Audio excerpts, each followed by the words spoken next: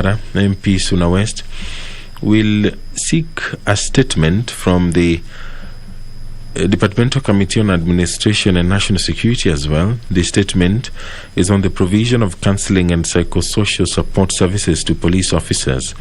The Honorable Member for Kamkunji Constituency, Honorable Yusuf Hassan, will be seeking a statement from the Departmental Committee on Defense and Foreign Relations on the status of United States troops within the Kenyan territory. And finally, on the statements which will be sought, the Honorable Member John Njuguna Wanjiku, the Member of Parliament for Kiambaa, will seek a statement from the Departmental Committee on Transport, Public Works and Housing on the construction of the Nairobi Southern Bypass. If you're just joining us, on your screen is the Speaker of the National Assembly, Honorable Justin Muturi, who has taken a bow and is now walking to take his seat to oversee the business of the National Assembly this afternoon.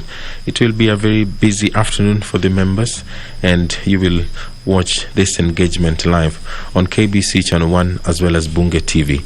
My name is Edward Kabasa. Enjoy your viewing.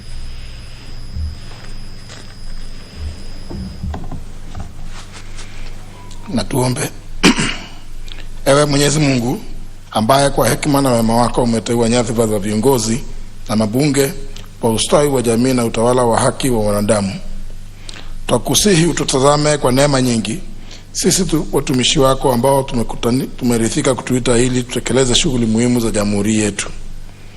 Twakuomba ututeremshie baraka zako sisi tuliokutanika hapa, na utujalie tuyatende na kuyafikiria mambo yote atakayofikishwa mbele yetu kwa ajili ya haki na uaminifu, ili utukufu na sifa zako ziendelezwe, na ili kustawisha amani, ufanisi na heri ya nchi yetu na wale ambao haja zao umezikabidhi mikononi mwetu.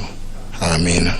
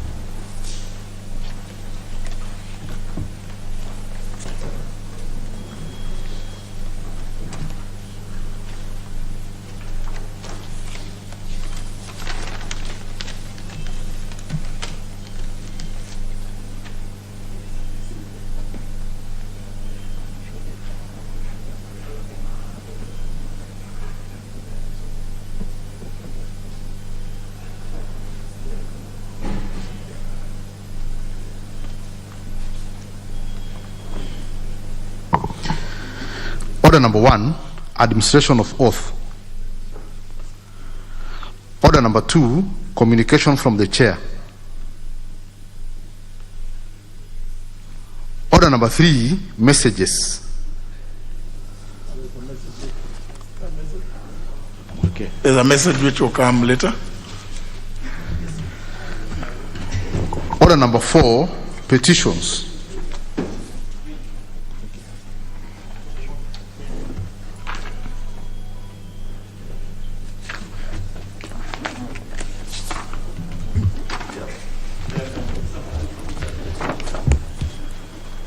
Members,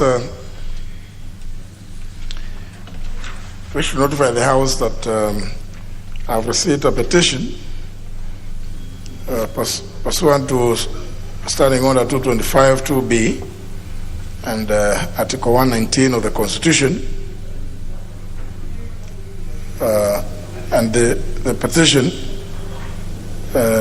is that it's an organization known as the East Africa Tour Guides and Drivers Association of PO Box number 26176, Nairobi, calling for the entrenchment of the definition of tour guides in the Tourism Act, as well as the inclusion of a tour guides representative in the Tourism Board, and other tourism-related boards.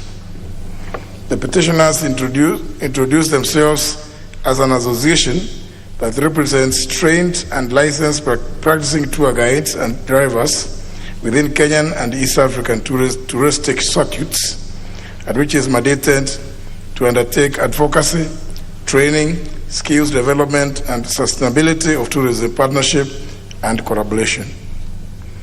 They decry the fact that the Tourism Act of 2011 fails to recognize tour guides as exemplified by the fact that it does not define who a tour guide is, thereby affecting professionals who engage in this industry in terms of remuneration, capacity building, and advocacy. This lack of recognition is additionally blamed for their non-inclusion in the board of directors of the Tourism Board. Consequently, members, the petitioners seek the intervention of this House in amending the Tourism Act 2011 so as to define tour guides as is the case in Rwanda, Uganda, and Tanzania. The petitioners also seek the amendment of Section 32, Subsection 1, Paragraph F of the said Act to include tour guide associations as part of membership of the Board of Directors of the Tourism Board and of other related boards. Honourable members, pursuant to the provision of Standing Order 227.1, petition stands committed to the Departmental Committee of Sports, Culture and Tourism, and the committee is requested to consider the petition and report its findings to the House and to the petitioners in accordance with the provisions of Standing Order 227, subsection 2. I thank you, honourable members.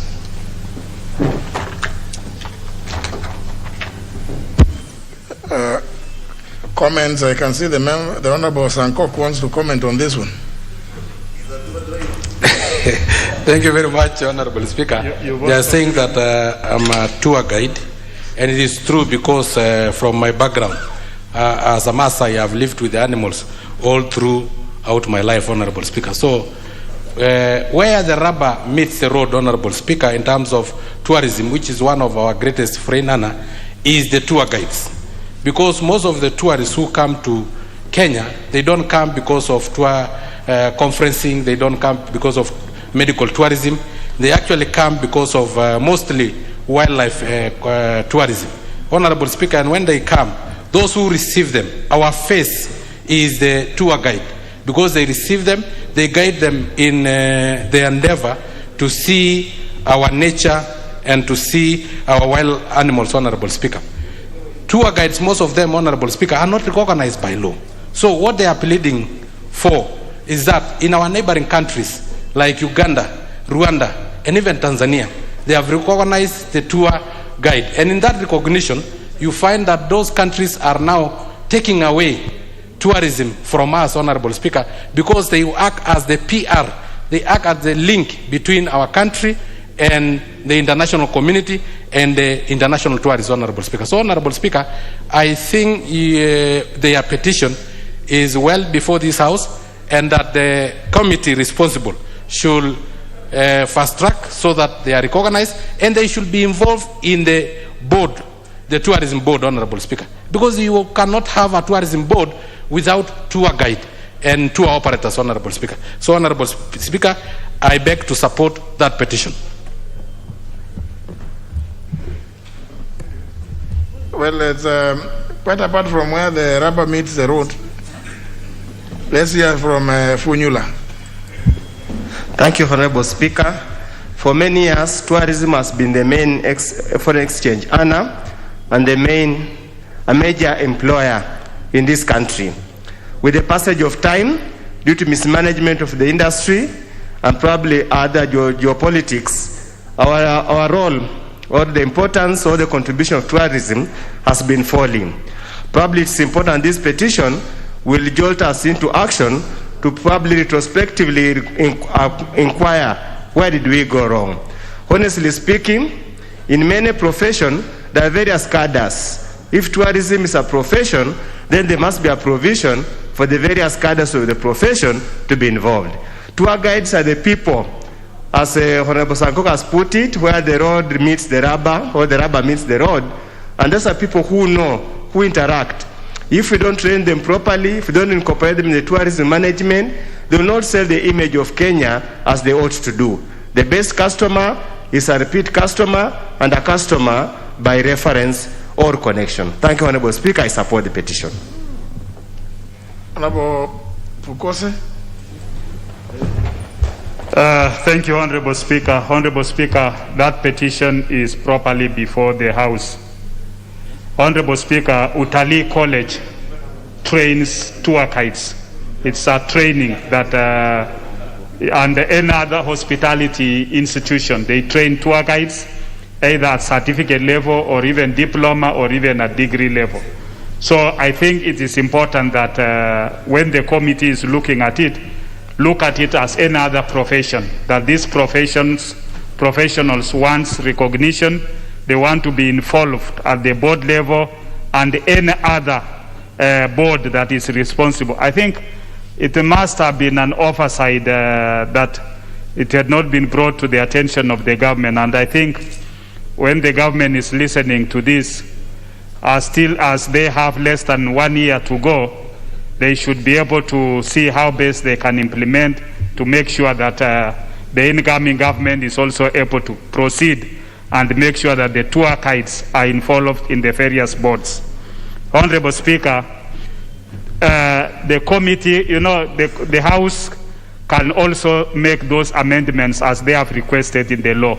I think it can be captured even as miscellaneous amendments, and that is resolved so that tour guides can be recognized like another professional organization. I support. Honorable Zosion. Yeah, thank you, Honorable Speaker. Tourism in our country is a critical service industry, and countries that have invested in tourism are pride of earning huge income through service industry. In fact, if you look at analysis of some countries, the number of tourists who visit organized nations are more than the population, and we have a potential as a country. And therefore the petition before this House is a plight of tour guides sitting only in a board. Honorable Speaker, it's important that this group of workers are accommodated in the board so that we can promote the tour guide work in this country. The first stopping point of any tourist is a tour guide, and therefore, Honorable Speaker, the Tourism Act, with the exclusion of tour guides in the board, would actually be existing in contravention of our Constitution, Article 10 of public participation. So it's important that we promote the tour guides in this country, and not just even in the tourism circuits, even in other sectors within the heritage of our nation. Honorable Speaker, that petition should be given the due treatment, and this group of workers be accommodated appropriately. Thank you, Honorable Speaker. Jomo Ashieli. Thank you, Honorable Speaker. Honorable Speaker, I rise to join my colleagues in thanking the petitioners for that petition, and quickly add that, Honorable Speaker, we have traveled around the world beyond East African countries. For example, myself, I've been to Israel, I've been to New York, Washington, D.C., where tour guides have really played a major role in informing what has happened over time. Therefore, Honorable Speaker, I think this was a serious oversight. This is a country that is short of employment, and I am thinking that if we recognize these tour guides, this would be another way of creating employment, and the faster we did that, the better for this country. Thank you, Honorable Speaker. Thank you, Honorable Speaker. Very briefly, it's actually a labor issue, because the tour guides operate at the shop level, the lowest level of that particular profession. And again, Honorable Speaker, on the educational line, these tour guides are actually trained and they pay money in several colleges. And when they end up outside there, then they are not recognized, they are not defined within the Act. So I think this is a good petition though to the tourism, but it's also a labor issue which needs to accommodate these people so that they are properly put in their place and remunerated. Thank you, Honorable Speaker. Dr. Tum Chebet.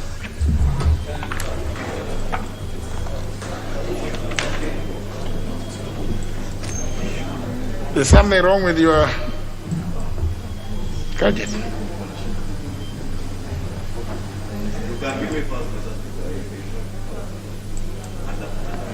Can you give her? Yeah.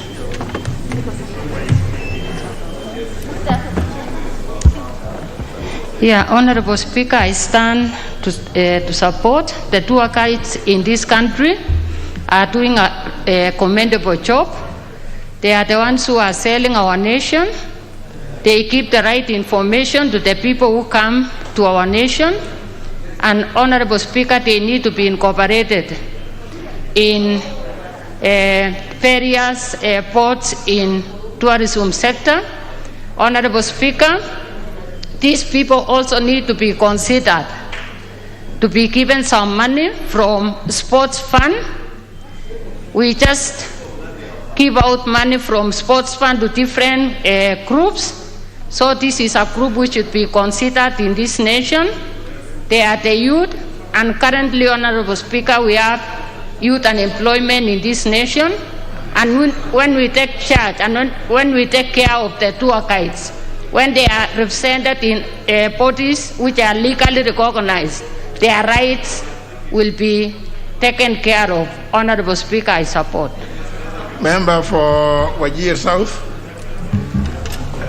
Thank you, Mr. Speaker. Mr. Speaker, I want to add my support for this petition. It is true that the tourists, come here to Kenya for the purpose of tourism, and I want to correct Honorable Sankok on saying that is where the rubber meets the tarmac. I would rather say that's where the tire meets the tarmac. So that is more palatable to utilize that. That is on the lighter note. But it is important that we know that Kenya, 163 billion shillings was received through tourism in 2019.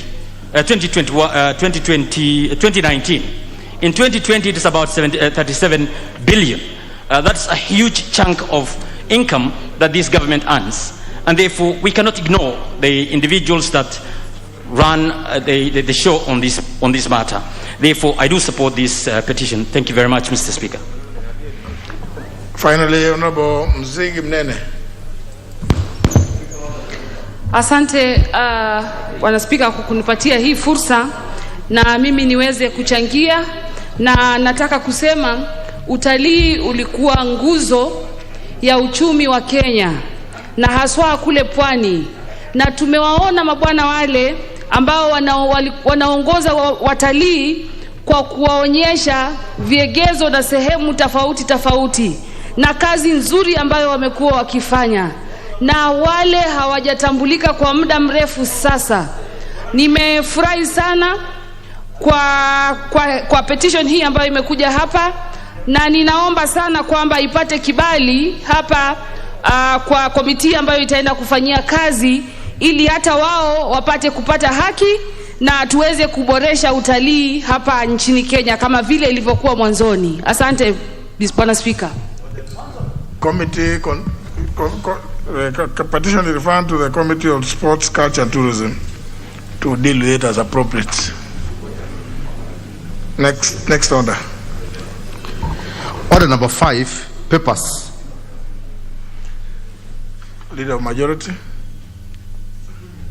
Leader of the Majority, Honorable Maure, Deputy Majority Whip. Mr. Speaker, on behalf of the Majority Leader, I beg to lay the following papers on the table of the House today, Thursday, August 12, 2021.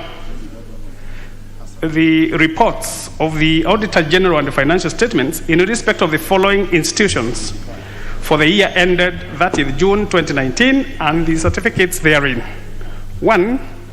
Garissa University, Nairobi Technical Training Institute, Kasarani Technical Vocational College, Technical University of Kenya,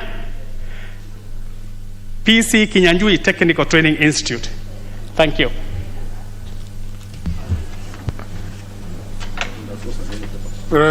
Next order. Order number 6, notices of motion. Order number 7, questions and statements.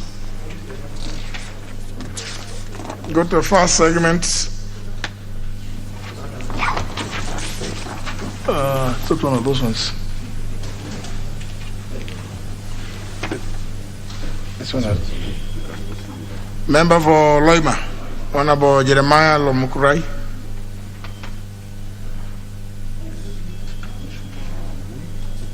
Yeah.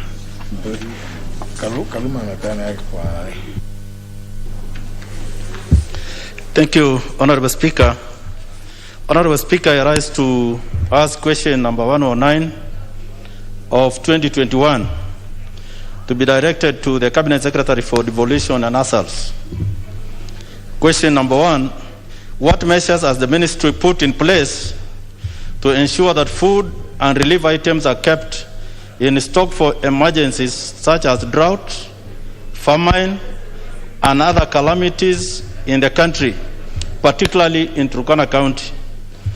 Number 2, Honorable Speaker, when will the ministry commence distribution of food, of relief food, across the 6 sub-counties of Turkana County, which are currently experiencing acute drought, leading to loss of crops and livestock, with Loima, Turkana West, Turkana South, and Turkana East sub-counties being the most affected? Thank you, Honorable Speaker. Will be replied before the Committee on Administration and National Security.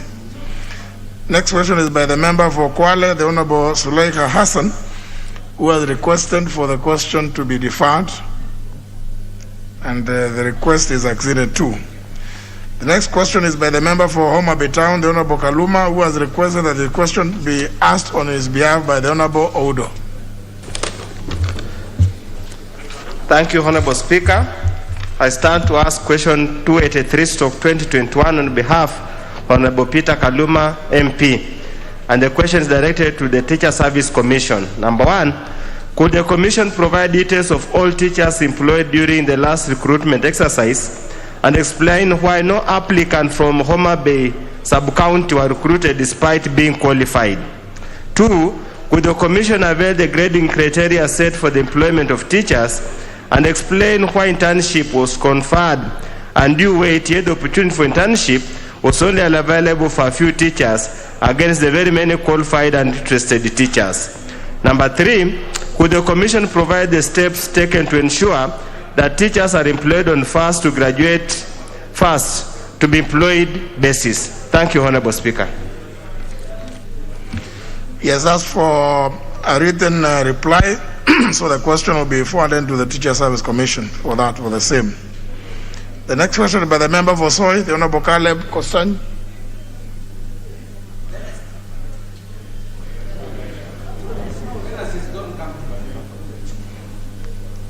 Well, the next is by the member for, the next question is by the member for Kuria East, the Honorable Marwa Maisori, who has requested for deferment. His request has been acceded to. Next question is by the member for West Pokot County, the Honorable Lillian Tomitom. Member for West Pokot, the Honorable Lillian Tomitom. The next question is by the member for Kasarani, the Honorable Masega Kuya. Thank you, Mr. Speaker. I rise to ask the question 303 of 2021 to be replied before the Departmental Committee on Administration. 303 or 304? 304, sorry for that. Could the Cabinet Secretary provide the ownership status of land currently occupied by squatters in Choka, Roy Ward, Mailisaba and Jiro Estate in Jiro Ward, Getwamba in Kasarani Ward, Budalangi in Mweki Ward in Kasarani constituency? Question number 2, could the Cabinet Secretary consider settling the squatters on the said land and issue them with title deeds, considering that they have occupied the land for over 30 years? Thank you. Question will be replied to before the Departmental Committee on Lands. The next question is by my member for Kadiani, Honorable Robert Mbui, who has requested for deferment. His request has been acceded to. So we go for a second time. Question by the member for Soy, the Honorable Caleb Kostani. For the second time. Member absent, not desiring to be present. Question is dropped. The next question is by the member for West Pokot, the diminutive Honorable Lillian Tomitom. Member for West Pokot.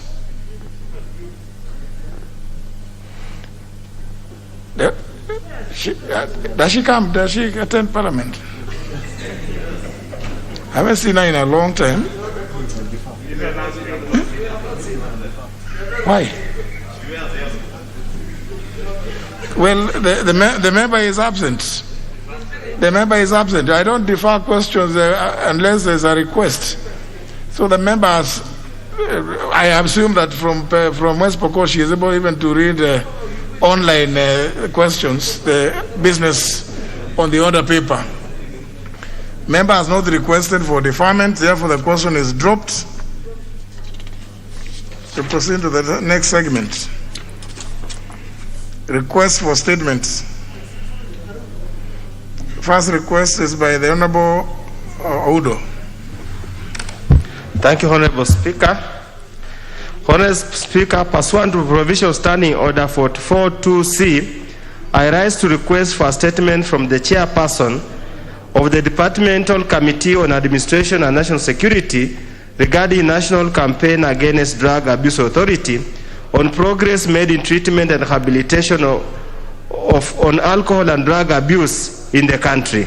Honorable Speaker, according to the African Journal of Alcohol and Drug Abuse, published on NACADA website on 2017, the use of alcohol among people aged 15 to 65 was the major contributor to the burden of substance abuse in Kenya. It was followed by use of tobacco, heart, miraa, and lastly, bang.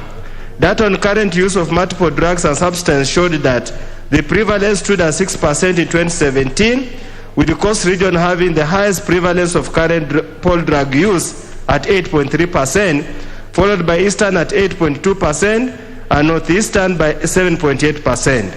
Furthermore, findings on substance use disorders dependence show that the country was struggling with an increasing burden of persons who require treatment and rehabilitation.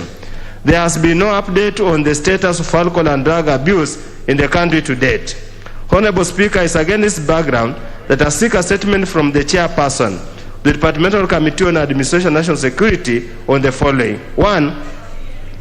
Could the Chairperson provide information on the progress made by NACADA with regard to alcohol and drug abuse in the country? 2. Could the Chairperson state the amount of funds that have been allocated to National Campaign Against Drug Abuse through NACADA for the last 20 years of its existence, and how it has been utilized particularly on treatment and rehabilitation of alcohol and drug abuse victims? 3. Could the Chairperson explain how many people affected by alcohol and drugs has NACADA helped across access treatment and rehabilitation centers? Number 4, could the Chairperson clarify whether NACADA has the power to establish a treatment and rehabilitation center to be run by a multidisciplinary expert committee? I thank you, Honorable Speaker. Chair, Administration and National Security, how long do you think you could provide this information? Honorable Mwadi.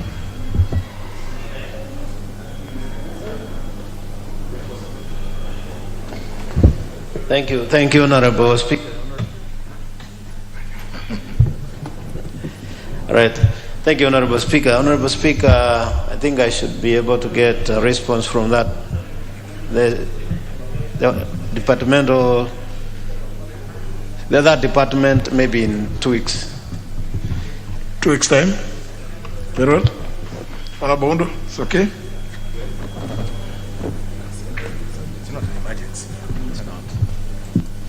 Honorable Speaker, that's in order. I hope it will be, because the menace of drug abuse is now becoming a national crisis, especially among the young people during this time of COVID pandemic and economic hardships. We need to find a solution to it as soon as yesterday. Thank you, Honorable Speaker.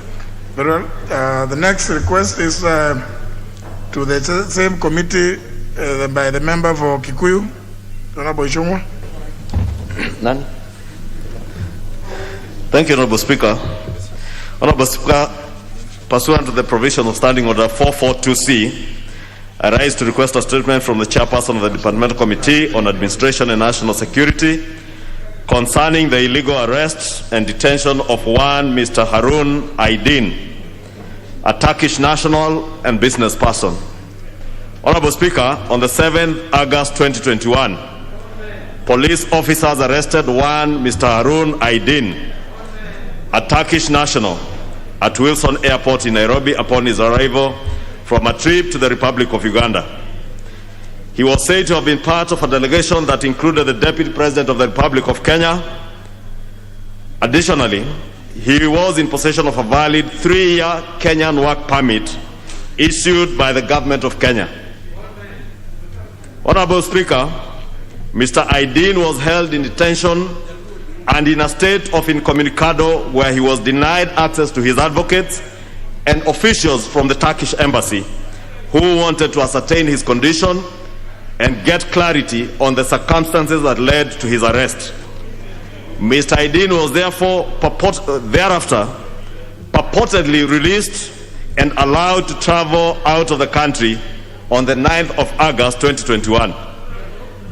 Honorable Speaker, it is against this background that I seek a statement from the chairperson of the Departmental Committee on Administration and National Security on the following. 1. What are the circumstances that led to the arrest and detention of Mr. Harun Aydin from Saturday 7th August 2021 to Monday 9th August 2021, being held beyond the 48 hours stipulated in our laws? 2. Why was he denied access to his lawyers, and more importantly, to officials from the Turkish embassy, his country of origin, during this period of his illegal arrest and detention? 3. What specific issues led to Mr. Aydin leaving the country, and was the departure voluntary or not, and why was he asked to leave? 4. Why was he not charged before a court of law despite being held in detention illegally for over 48 hours in contravention of our own constitution, all international conventions, and the rule of law that governs this country? 5. What has the government done so far to reassure the Turkish government and the Turkish people, who are our first-hand trading partners, with billions of Kenya shillings trade between the two countries, especially in the textile industry, and hundreds of thousands of Kenyans employed directly and indirectly through trade between the two countries? And Honorable Speaker, may I add that more importantly, many members of Parliament this year have been visiting Turkey on training, Honorable Speaker, and I'm aware, Honorable Speaker, even as we speak, there are members of Parliament who could be in Turkey as we speak. And of course, other investors, Honorable Speaker, from around the world. An assurance that they will not be mistreated in Kenya as Mr. Aydin was mistreated by his illegal arrest and detention for a whole weekend, Honorable Speaker. And that, Honorable Speaker, I beg to ask the chairperson to take the matter more seriously beyond the politics that has been played with this issue. Okay, because that's what you are saying is not in the request. It is not in the written statement. No, I was only imploring on the chair. Now you will not be able to deal with that which is not in the request. So let Honorable Mwadi tell us how soon. Thank you, Honorable Speaker. Thank you, Honorable Speaker. Honorable Speaker, I may not be able to deal with the issues of MPs visiting Turkey, and that has been happening, not only Turkey, but many other countries where they go for training. And I don't think we need to connect that with what you're asking. But I want to confirm that I have heard you. Tomorrow I'm meeting with the CS. I'll bring it to his attention. And inside 2 weeks, Honorable Speaker, I'll be able to bring that response.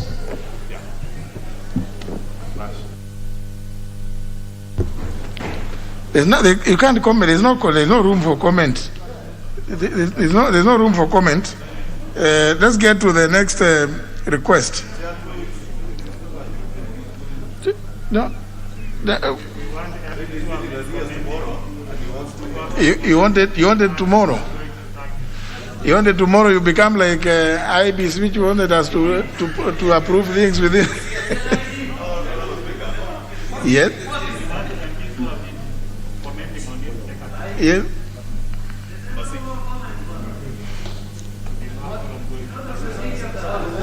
You'll be given it. Honorable Speaker, you know the ranking member for Garissa Township was interrupting you. Probably did not hear what the Honorable Mwadi said, because first he responded to the issue of MPs visiting Turkey, which was not anything that I was asking on their visit. Two, Honorable Speaker, he asserted that he's meeting the CS tomorrow, and he would give a response in 2 weeks, Honorable Speaker. And aware, Honorable Speaker, that in 2 weeks, even without anticipating anything, Honorable Speaker, we might be proceeding on recess. I would implore on the chair to treat this matter, and that's what I was going to add beyond what was written on the written statement, Honorable Chair, that it is something that needs to be taken more seriously than 2 weeks. And if he's meeting the CS tomorrow, there is no reason why the CS cannot, within the stipulated periods that we give them of 7 days, be able to give the country a response, because these are issues that touch on investments and trading between countries, Honorable Speaker, and relations between countries, Honorable Speaker, and therefore it's not a matter that we should take as lightly and as a joke as Honorable Mwadi seems to be perceiving, that it's about members of parliament traveling in and out of Turkey. I know members of parliament do travel, even the good suit I'm wearing, Honorable Speaker, and the nice tie are from Turkey. Honorable Mwadi, are you joking? 7 days should be adequate. Honorable Speaker, let me say this, that mentioning the issue of MPs together with the issue of that request was only trying to pull the MPs into that matter. What I said, and I want to repeat for avoidance of doubt, is that MPs travel to Turkey and any other country for training as it has been routine. And I rested that matter there. Then I came and I said, tomorrow I'm meeting the CS and I'll bring it to the attention of CS, but there is a way that this communication is done from here to the executive. But I said within 2 weeks, I'll be able to bring a response. That, I think, should suffice. And there is no joke in saying within 2 weeks. I've just said in 2 weeks, I'm bringing the issue of Nakada, which is even more critical. And there wasn't any fuss about it. But in 2 weeks, inside 2 weeks, or within 2 weeks, I'll be able to respond. And I think that is standard, because I don't want to go and the CS is not able to answer, and then I'm here on the floor looking like I didn't know what I was saying. Very well. I think that should suffice. Within 2 weeks. Provision of counselling. Request by the Honorable Masara, member for Suna West. Thank you, Mr. Speaker. Mr. Speaker, pursuant to the provisions of Standing Order 42C, I rise to request for a statement from the chairperson of the Departmental Committee on Administration and National Security regarding the provision of counseling and psychosocial support services to the police officers. Honorable Speaker, on 1st September 2020, the Cabinet Secretary, Minister of Interior and Coordination of National Government, while appearing before the Departmental Committee on Administration and National Security, on a statement I requested on police reforms outlines the various measures put in place to reform the police organization, which have been under institutional, legislative, policy thematic areas.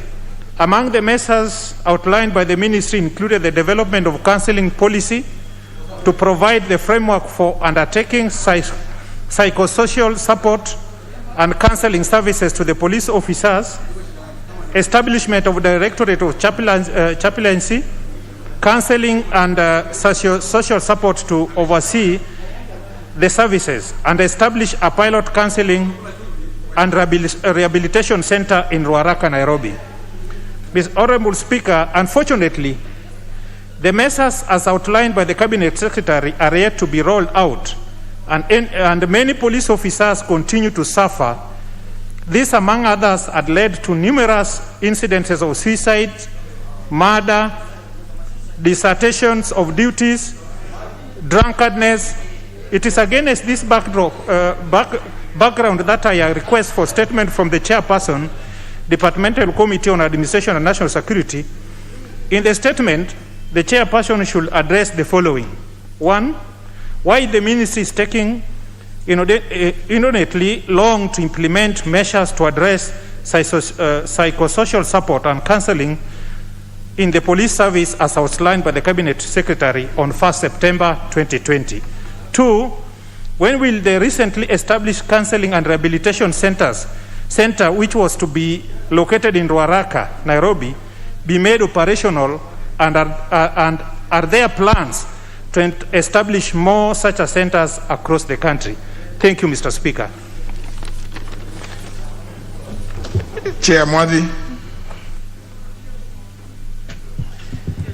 Thank you, Honorable Speaker, and the Honorable Member is a member of the committee.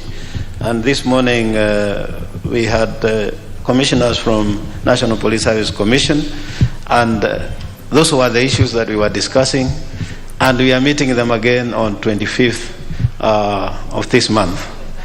So I'll be able to bring the response, and he'll be part of that committee when we meet, but I'll be able to bring that in 2 weeks. Masara, is that okay? Mr. Speaker, I appreciate what my able chairman has mentioned, but being you are living in this country, the matter in question is a time bomb for this country. We don't know when the OCS of your police station will decide to shoot you or shoot himself. We don't know when our bodyguard will decide to shoot themselves or shoot us. So the earlier we do it, Mr. Speaker, not only for police officers, Mr. Speaker, the matter in question is critical to this country. But the question, the statement you have requested, if I listen to you correctly, requires very serious introspection. That it is not the thing that you are going to rush and get, unless you want to be given some wishy-washy stuff. You have raised some very weighty matter, Honorable Masara, and indeed I need to congratulate you for raising that matter. It's a matter of great concern, and I think it will be best, now that you're also a member of that committee, actually you should assist in making sure that the response that comes here is something that makes, makes sense to the House and to you. I don't know whether you want it to be done also on Monday. No, Mr. Speaker, my concerns are very clear. You remember, I raised such a statement early last year, 2020, and the response was given in September 20th. Last year. You are a member of that committee, Honorable Masara. But 1 year down the line, Mr. Speaker, nothing is happening. That's my worry. Then you must be asleep also in the committee. If you wanted the answer from the same committee. What are you doing in the committee if you cannot raise it there in the committee? Mr. Speaker, I may agree with you. Even equity doesn't help the indolent. Mr. Speaker, I may agree with you if sleeping is asking question, because I don't have the capacity to force the CS and the Commission to act. But I have the capacity to ask the question and seek for answers on behalf of this, our great nation. Mr. Speaker, if you ask my chairman, I'm a very active member of that committee. But being there does not force the CS to give me answers sufficiently, because he gave in September, but up to now, we have not seen those centers being rolled down. Mr. Speaker, I don't see if that is a crime to push for things to be done. Thank you, Mr. Speaker. I think you need to raise that elsewhere, that matter now, apparently, because it's, if it is in your committee and you sit there and the CS comes and you don't. Honorable Mwadhi. Honorable Speaker, I share the concerns of the honorable member. But truth be told, this morning we met the chair, National Police Service Commission, plus some commissioners. He was part of the decision makers, that is the committee members, that we meet with that commission over the same issue on 25th of August, which is even less than 2 weeks. He will be in that meeting. All those issues that he has raised is what we wanted to discuss today. Only that the IG police and the DIG were not there, and we set another date so that they can come, because they are the implementers of the decision that will be made by the commission and the advice that will be given by the committee. I don't know whether we can do it faster than that. And he has actually picked most of those issues that we were to discuss today and in that request for statement. So I think it should suffice that you accept that I'll give it in 2 weeks, but you might get the answer firsthand even before 2 weeks on 25th in the committee. Or even in the committee. Yes. Because this is professional counseling and psychosocial support services. And a very important thing, Honorable Masara. And I think it can't be done overnight, unless you just, if you are worried about being shot by your bodyguard, just relieve him of his duties. Chairman, actually, I was doing it on behalf of 45 million Kenyans, but Chairman, Mr. Speaker, I'll go as per the advice of my able chairman. Thank you. Very well. The next two requests at the request of the members, the Honorable Yusuf Hassan, member for Kamukunji, who was to seek a statement on the status of the United States troops within the Kenyan territory. Is requested for his deferment on account of his inability to be present today. Then the other request is by the Honorable John Jogona Wanjiku, member for Kiambaa, on the construction of the Nairobi, it says, Southern Bypass. He has indicated that he is unable to be present and requested for deferment. The two requests have been acceded to, and therefore they are deferred.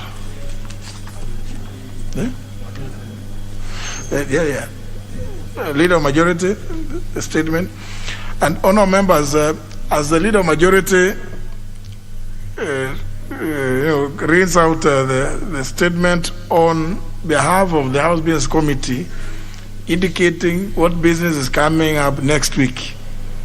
Just yesterday, is a member who says that he is not aware, he has never heard that the issue of which questions are to be answered being raised. That we have done for the longest time. So if members really care to listen, they would know that on Thursday, the Leader of Majority always gives indication as to what business will be there on Tuesday, and what questions, what cabinet secretaries will be appearing to answer which questions and asked by who.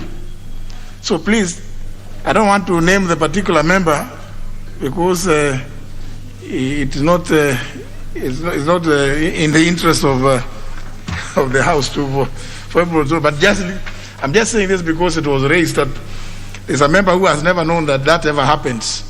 So please listen, Leader of Majority. Thank you, Honourable Speaker. Honourable Speaker, pursuant to the provisions of Standing Order number 44-2A, I rise to give the following statement on behalf of the House Business Committee, which met on Tuesday, 10th of August 2021, to prioritize the business for consideration. Honourable Speaker, let me take this opportunity first of all to commend the committees for expediting the business that had been pending before them during the recent recess period. And I know that was a rather involving task, but I've seen quite a number of the reports that have been tabled, which is a good indicator that we are cleaning up on all the outstanding business. Honorable Speaker, on Tuesday next week, the following business has been scheduled for consideration. And one, at the Committee of the Whole House, we'll be looking at the National Hospital Insurance Fund Amendment Bill of 2021, subject to its completion this afternoon. The Foreign Service Bill, which of 2021, which has already gone to the second reading, and the Waqf Bill of 2019. Then, at the second reading, we will also be looking at the continuation of debate on the Irrigation Amendment Bill of 2021, the Health Laws Amendment Bill 2021, and the National Cohesion and Peace Building Bill, which is the Senate Bill number 35 of 2018. Honorable Speaker, in accordance with the provisions of Standing Order 42A, 5 and 6, I wish to convey that the Cabinet Secretary for the National Treasury and Planning is scheduled to appear before the Departmental Committee on Finance and National Planning on Thursday, the 19th of August 2021, to respond to two questions. Question number 214 of 2021 by the Honorable Ronald Tonui, MP, regarding the recent changes to the Civil Servants Pension Scheme, who are entitled and how the benefits are calculated. And second question, number 255 of 2021 by the Honorable David Ochieng, MP, on number of privatizations that have been conducted since the establishment of the Privatization Commission and the privatization processes of National Bank and the state-owned sugar factories. Honorable Speaker, the House Business Committee will reconvene on Tuesday, the 17th of August, 2021, to schedule the business for the rest of the week. I now wish to lay this statement on the table of the House.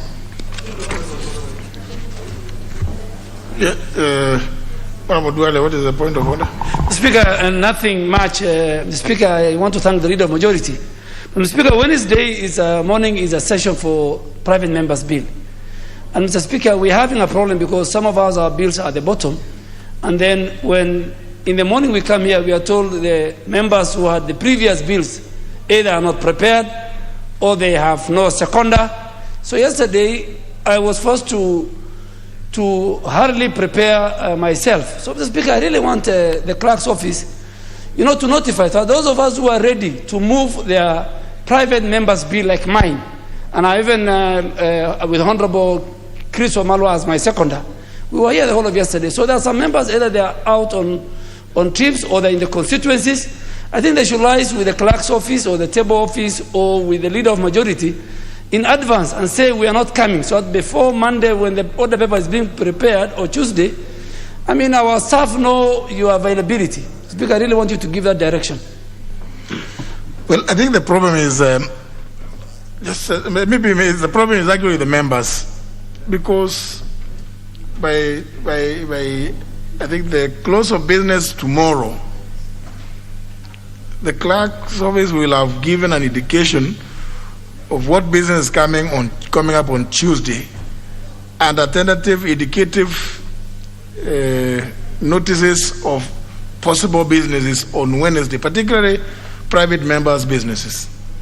And indeed, among the members, the reason why we have pushed the committee so hard is to prepare the reports is so that we could give priority to private members' businesses.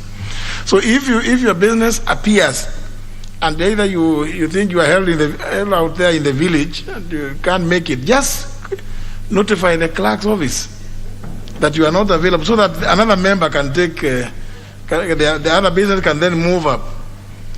And part of the reason has been because we didn't want appeal to appear like there is anybody who is being given preferential treatment. That's why we have been lining them up.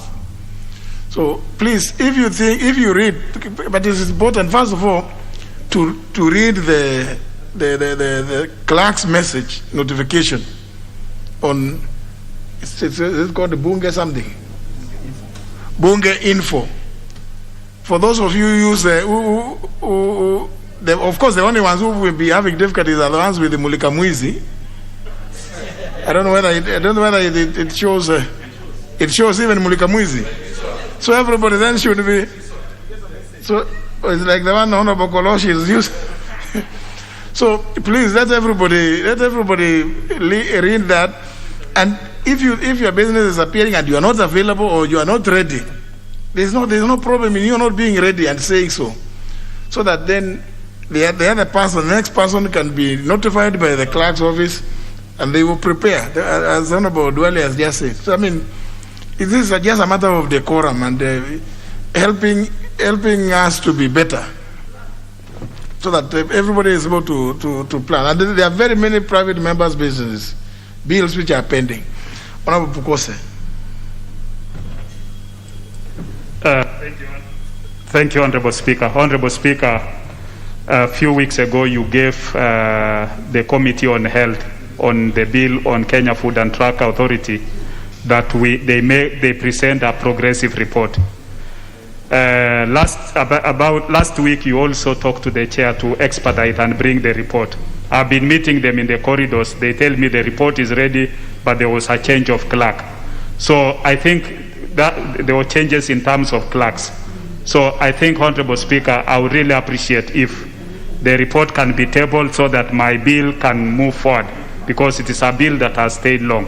Secondly, Honorable Speaker, just not on a very serious matter, but you know, when members are not in the House, I think they seek your permission.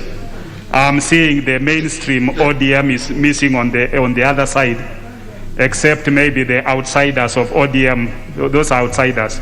But the mainstream ODM guys are missing.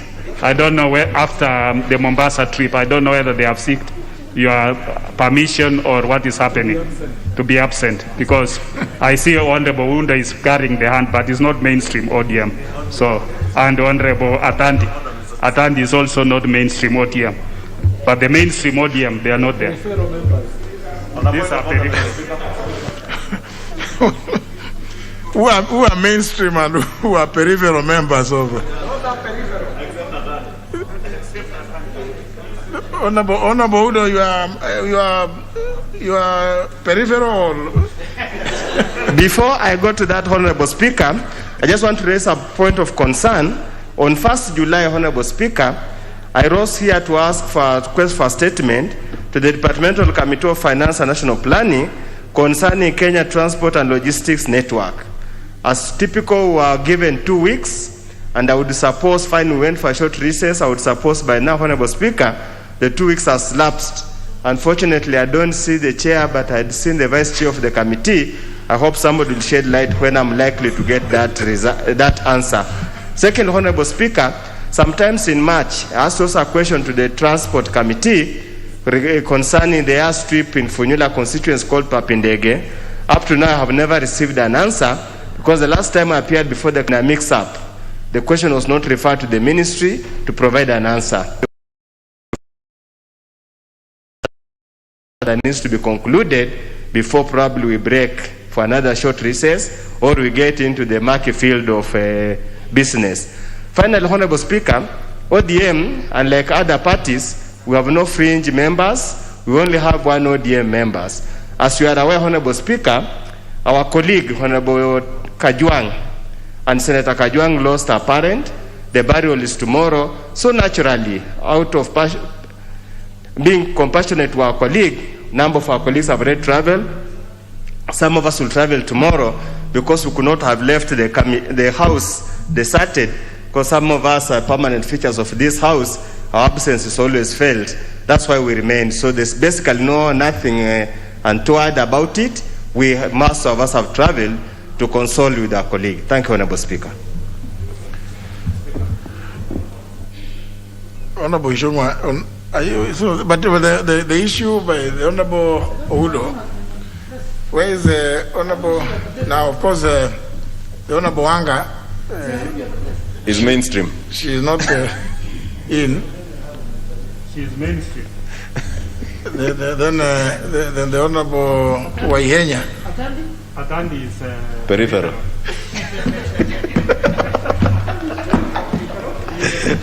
It looks like there's nobody who can respond to this. Honorable Udo. Honorable Ihenya. Kindly remind me on Tuesday.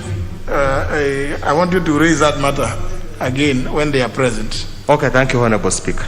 Yes, Honorable Shongwa. Mike, thank you, Honorable Speaker. And is good, Honorable Speaker. But I thought just further to what Honorable Odo is asking, I also did raise on request a statement from the chair. Chair, I can see here the Honorable Kareke, Chair for Environment, on the implementation of the Kikuyu Water and Sewer project. Honorable Chair, as Honorable Odo is saying, we are always told within 2 weeks, and I think Honorable Odo has put it very well, the customary 2 weeks. And the Chair Environment is here, but since then, Honorable Chair, I have not been invited to the committee. They have never responded to the request for statement, Honorable Chair, and the matter that I was asking, Honorable Speaker, still persists.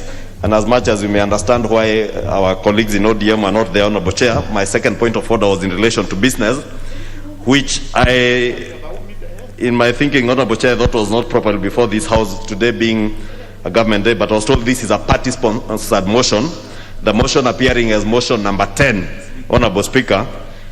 And now that the mainstream ODM seems not to be in the House, and they are the mainstream minority party since after the breakup of NASA and dissolution and subsequent divorce of the NASA parties.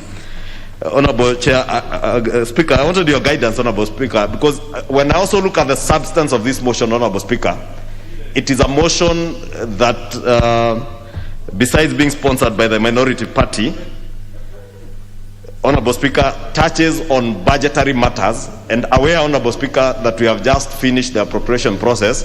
I don't know whether this motion was very well thought out, Honorable Speaker, and maybe I thought with the minority party being absent, maybe we could consider moving on to more important business to deal with bills, Honorable Speaker, like the irrigation amendment bill, Honorable Speaker, and the health laws amendment bill that are very critical, so that we don't spend time on these motions with the members not being there.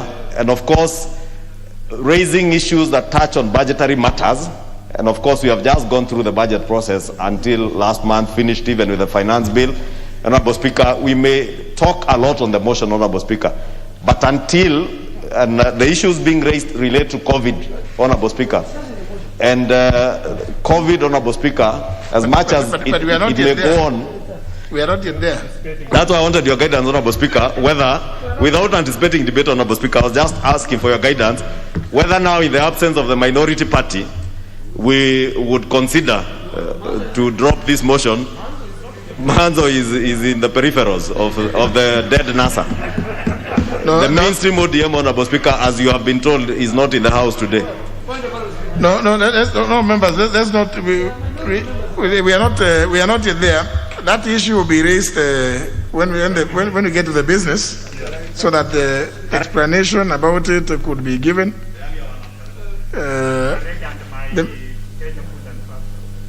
Maybe we could. This issue of the Honorable Pukose on his bill, I think it's now becoming too much. Leader majority, and the chair of health appears. I think the best thing is when the House Business Committee sits on Tuesday, it is to prioritize this business, that bill, we'll put it in the order paper.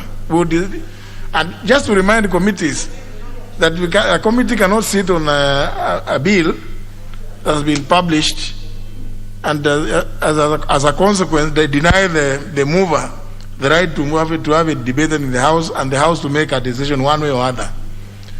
So now that this appears to be, I think it's not right. It will be dealt with, Honorable Focus. We'll have it put on the order paper.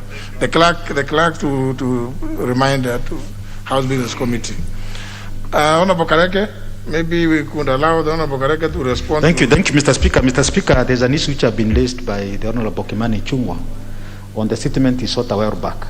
But Mr. Speaker, I want to confirm that I have been in consultation with the Honorable Member around 3 weeks ago, and we decided to defer the issue because it was not available, and we have committed to engage the issue together with the one which was sought yesterday, next week on Tuesday, so that we can be able to have a very conclusive answer to the same, Mr. Speaker.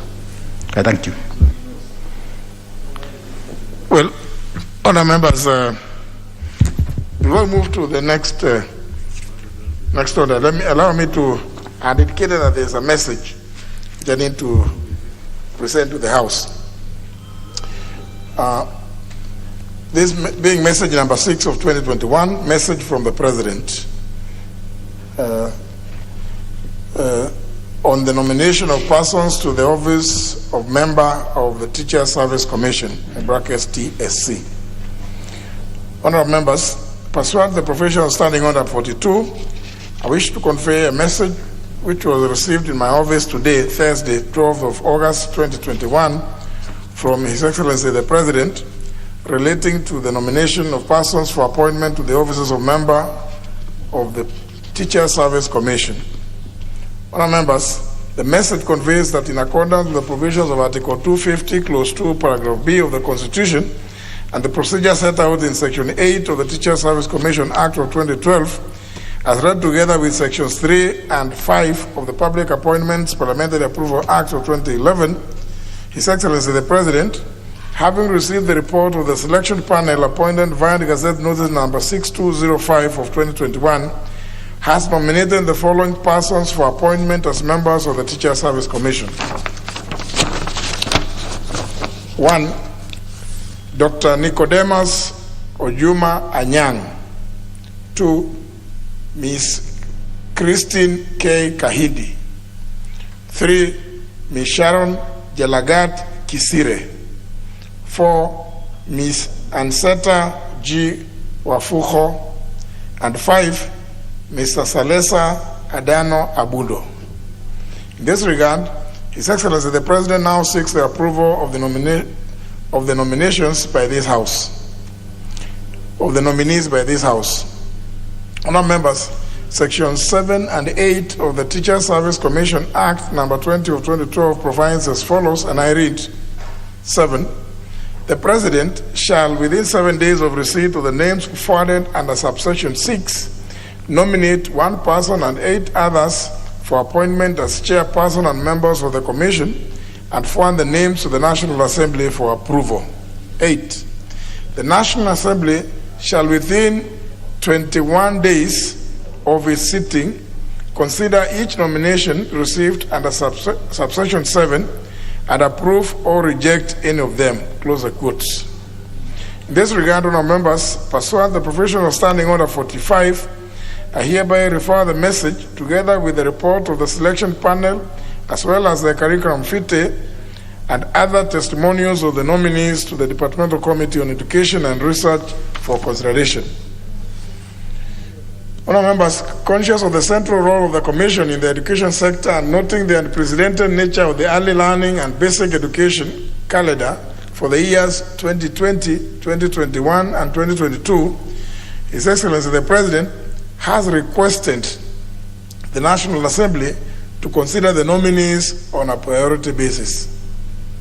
To this end, honourable members, noting that the House will proceed on its normal long recess from the 20th of August 2021 in accordance with its published calendar, the committee should expeditiously notify the nominees and the general public of the time and place for holding the approval hearings, and thereafter, upon conclusion of the hearings and adoption of its reports, submit the same to enable the House to consider the matter within the statutory timelines. I thank you, honourable members.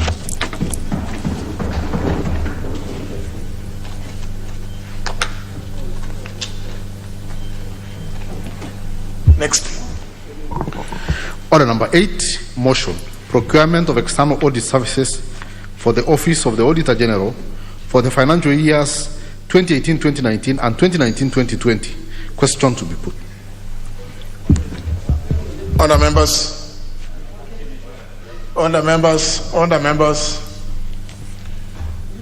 debate on this motion was concluded yesterday, and what remained was a question to be put, which I hereby do.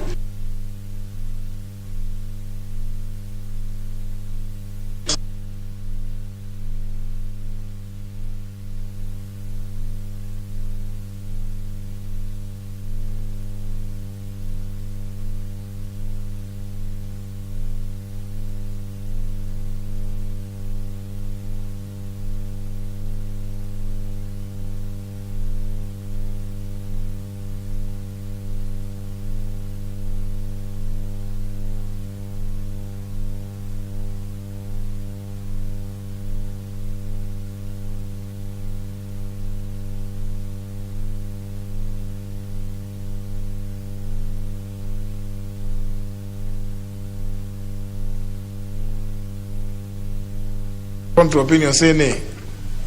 The ayes have it. Next order. Order number 9, the National Assembly Bill number 21 of 2021, second reading.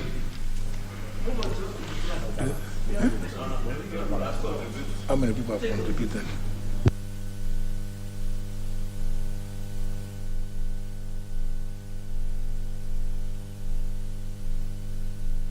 There's nobody who was on the floor, but if I look at the request, there is the Honorable Muchangi, member for Runyeges. But thank you. Very well, proceed. Thank you, Honorable Chair, Honorable Speaker, for the opportunity to contribute to this very important bill.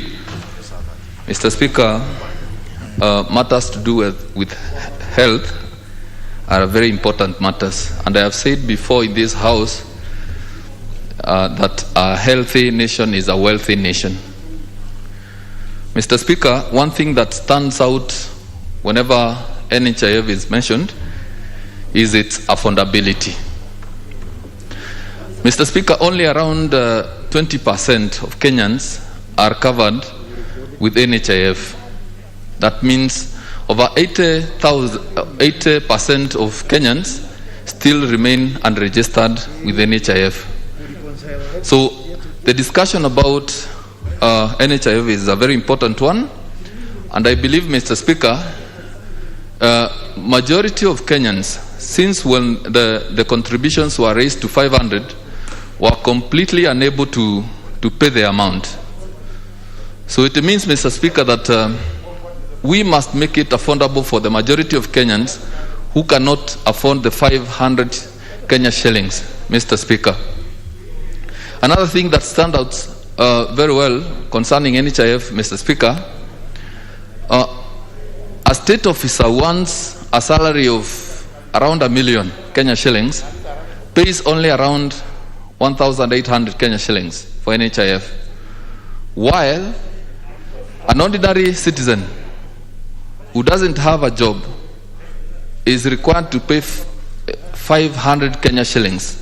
Looking at those figures, Mr. Speaker, there is no correlation. So I think going forward, Mr. Speaker, we have got to consider a way of ensuring that those who earn more pay more for NHIF, while those who cannot afford to pay NHIF because of lack of 500 Kenya shillings, the amount is reduced by half to maybe 250 or 300 Kenya shillings, so that we can make it affordable for all people who really want to be enlisted with NHIF. Mr. Speaker, I also support the idea of allowing the people under the social protection scheme to benefit from this NHIF. Let government pay NHIF for them, because majority of them are old people who don't earn a living, and they fall sick every now and then, and they require medical attention from time to time.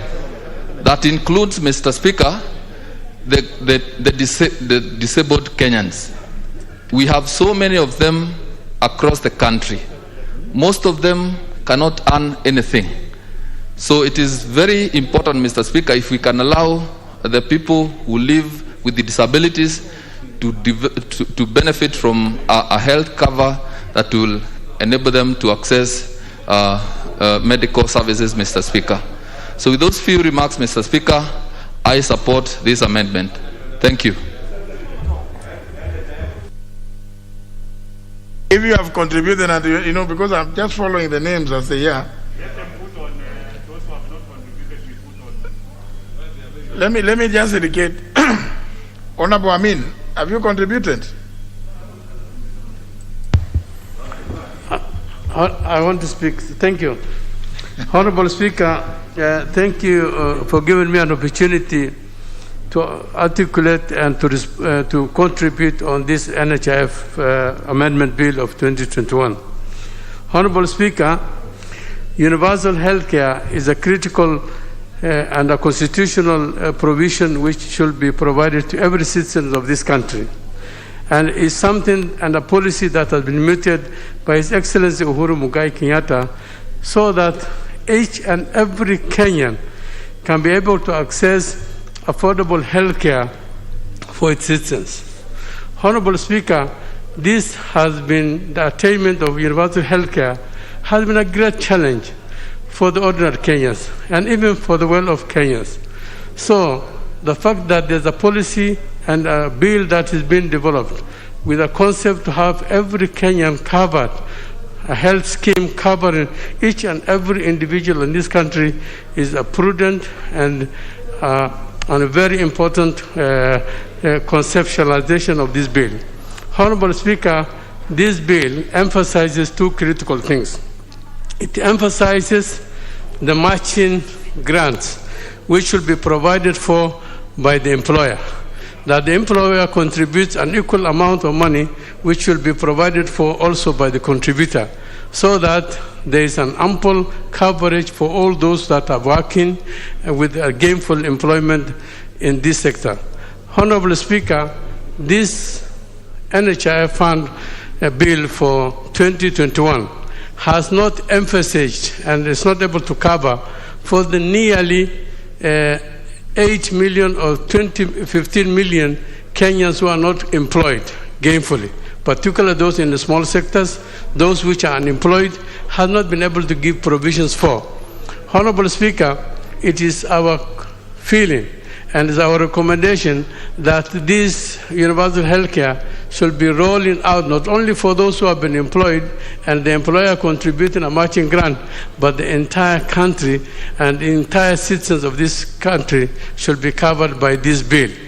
So if there is a loophole in this bill, there should be a provision for those ones that have not been covered by the employer should have an access for it. So there should be an amendment and improvement on this bill in the third reading, so that each and every Kenyan can be able to access the universal health care which is emphasized in this bill. One critical good component also on this bill is the fact that all NHIF is also going to improve and make an infrastructure improvement into all the health sectors. They're able to buy the facilities, the x-rays, and all those infrastructure improvements so that they can be able to provide diagnostic and surgery equipment on all the health sector, on all the health facilities that have been accredited by NHIF. That is a critical way of ensuring that the health facilities that have been accredited by the NHIF Act through the NHIF is happening and is able to give ample and good medical care for those individuals that are able to access this facility.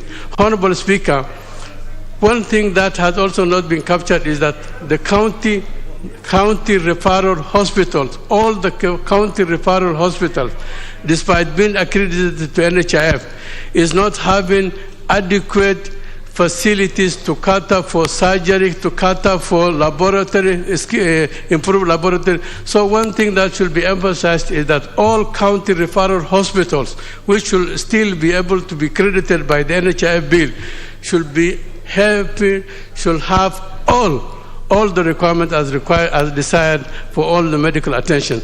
Currently, what we have is health facilities in the referral hospital in the counties which do not have the requisite equipment. It does not have the requisite medical attention. At times, it may not even have a qualified medical practitioners to give the adequate health requirement of its citizens. So this bill should also emphasize and make sure that the county referral hospitals are adequately equipped so that they can be able to provide the intended universal health care for its citizens. Honorable Speaker, great majority of Kenyans, nearly 20 million Kenyans are unemployed, and the small sector.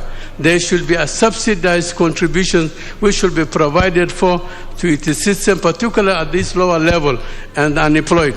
One other thing the government has also been rolling out is the fact that they're able to provide the vulnerable people are able to access But one thing that has not been issued is that they have not been able to apportion the medical fund, the NHIF contributions. So if the government is also giving the vulnerable, the elderly, if they are giving food, a certain amount of stipend, then there should be an equal contribution for the same in terms of the healthcare. Because if you provide food and you still don't provide a medical healthcare, then it does not make any sense. It's only properly fed citizens that can be able to get a good health care for that matter. So what we're always suggesting is that those that are getting the support should also be having a medical cover for the same, and the government should be able to make a contribution for the same.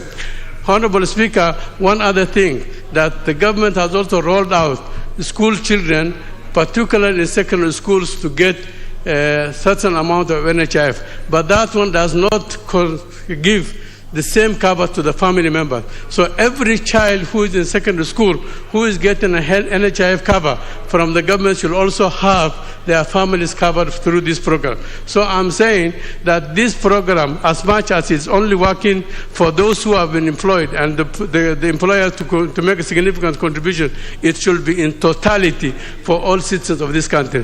Thank you very much. I support the amendment. Member for Kitui West.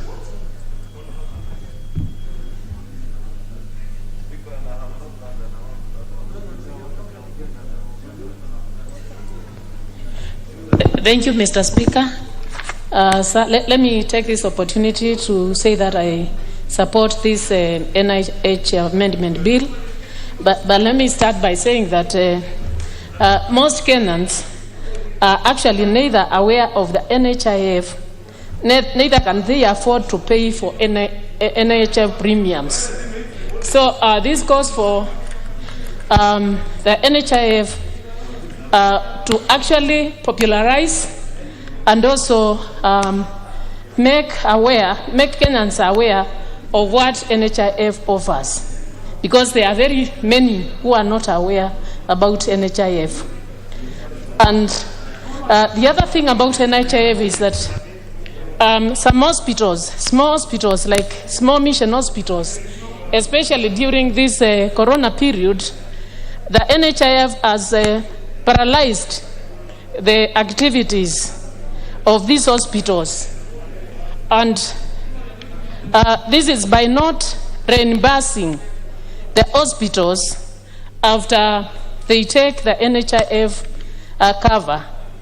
And I'm aware of a mission hospital in my constituency, Mudale Mission Hospital, which has really been treating so many people by using the NHIF cards, but the insurance has not been able to reimburse, and therefore this has rendered the mission hospital really suffer so much, and the people are not getting the treatment as they ought to, because most of the times there's no medicine because NHIF has not reimbursed them. This bill also proposes for punitive measures for late payment to the fund. Mr. Speaker, I think this should be done for institutions which give late payment to the fund.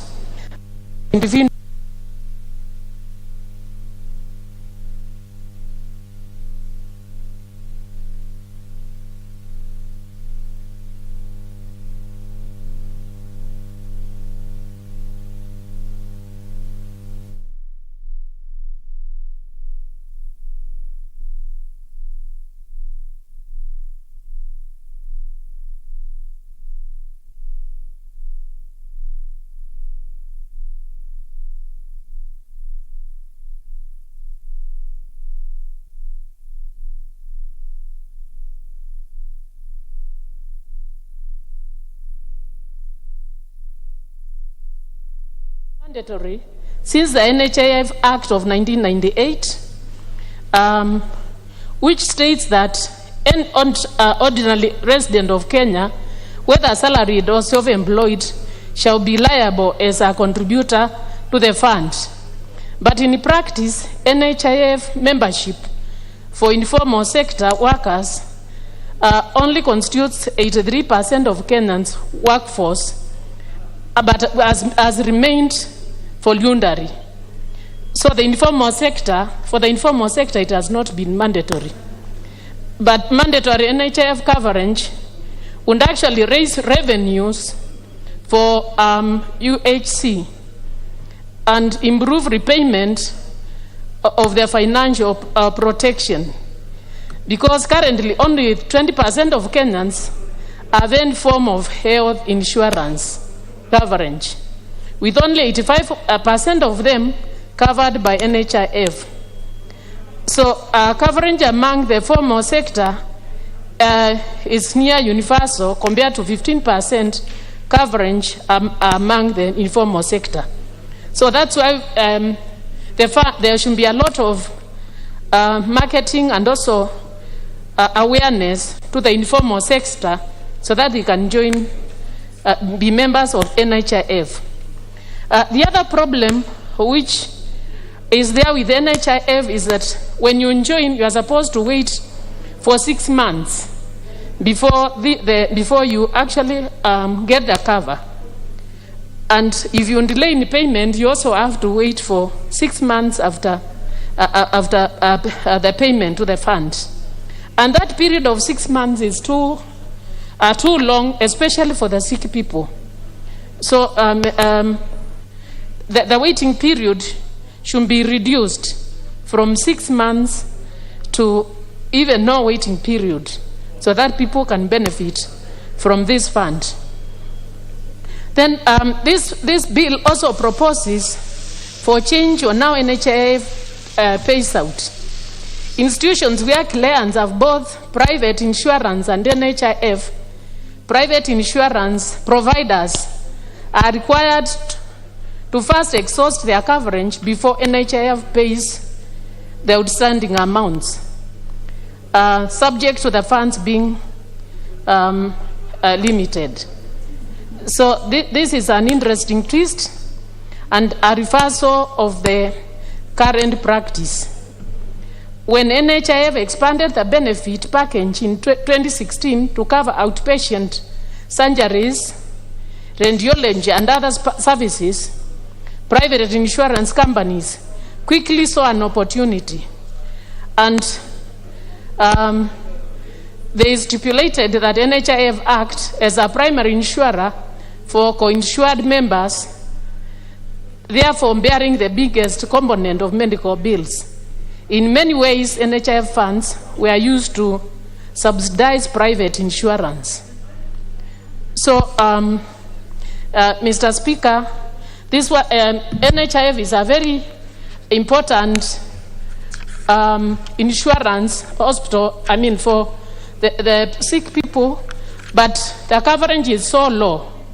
So we should have a way of covering more Kenyans, and especially those ones who are the old and the sickly should be treated freely and covered freely by NHIF, so that we improve our health sector and coverage of the people, especially during this time of COVID, where the private insurance is not even covering COVID-19.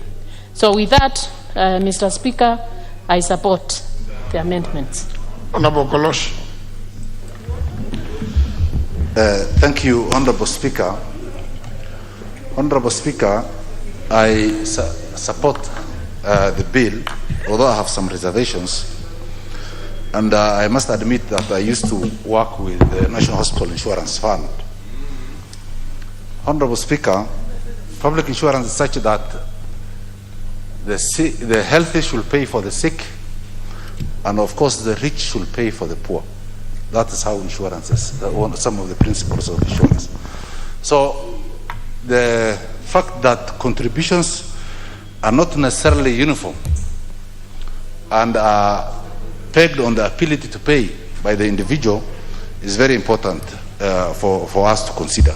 Number two, Honorable Speaker, the elements of corruption in terms of facilities and hospitals working with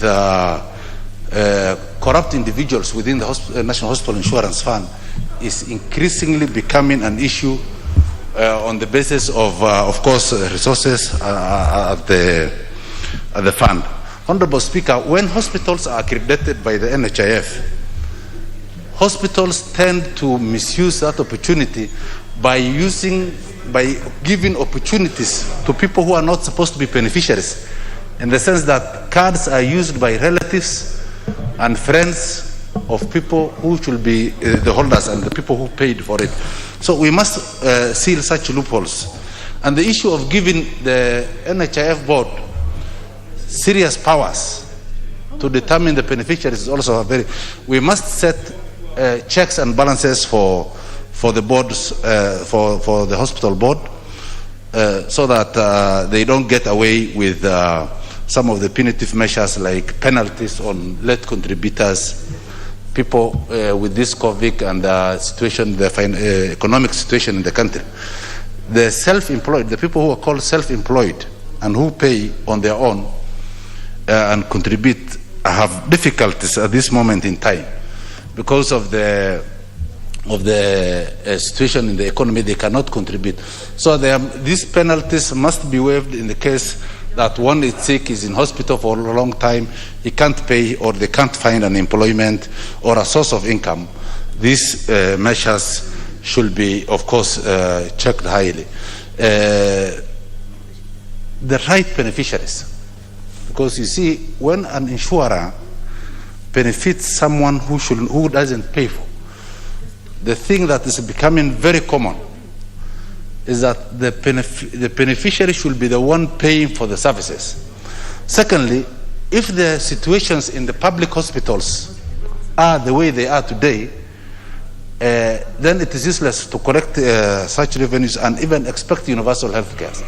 Before we talk about the insurance, we must talk about the services provided at the public hospitals. Because what is it that our county referral hospitals can offer to patients covered by the NHIF or otherwise that are needed today? They don't have the X-ray machines, they don't have of course, the machine and capacity required. And of course, they are the ones that are available in most of the areas and counties where we come from. Of course, there are small private health providers that are coming up. But the public hospitals, where at the sub-county level or the county referral hospitals, are in a very dire need.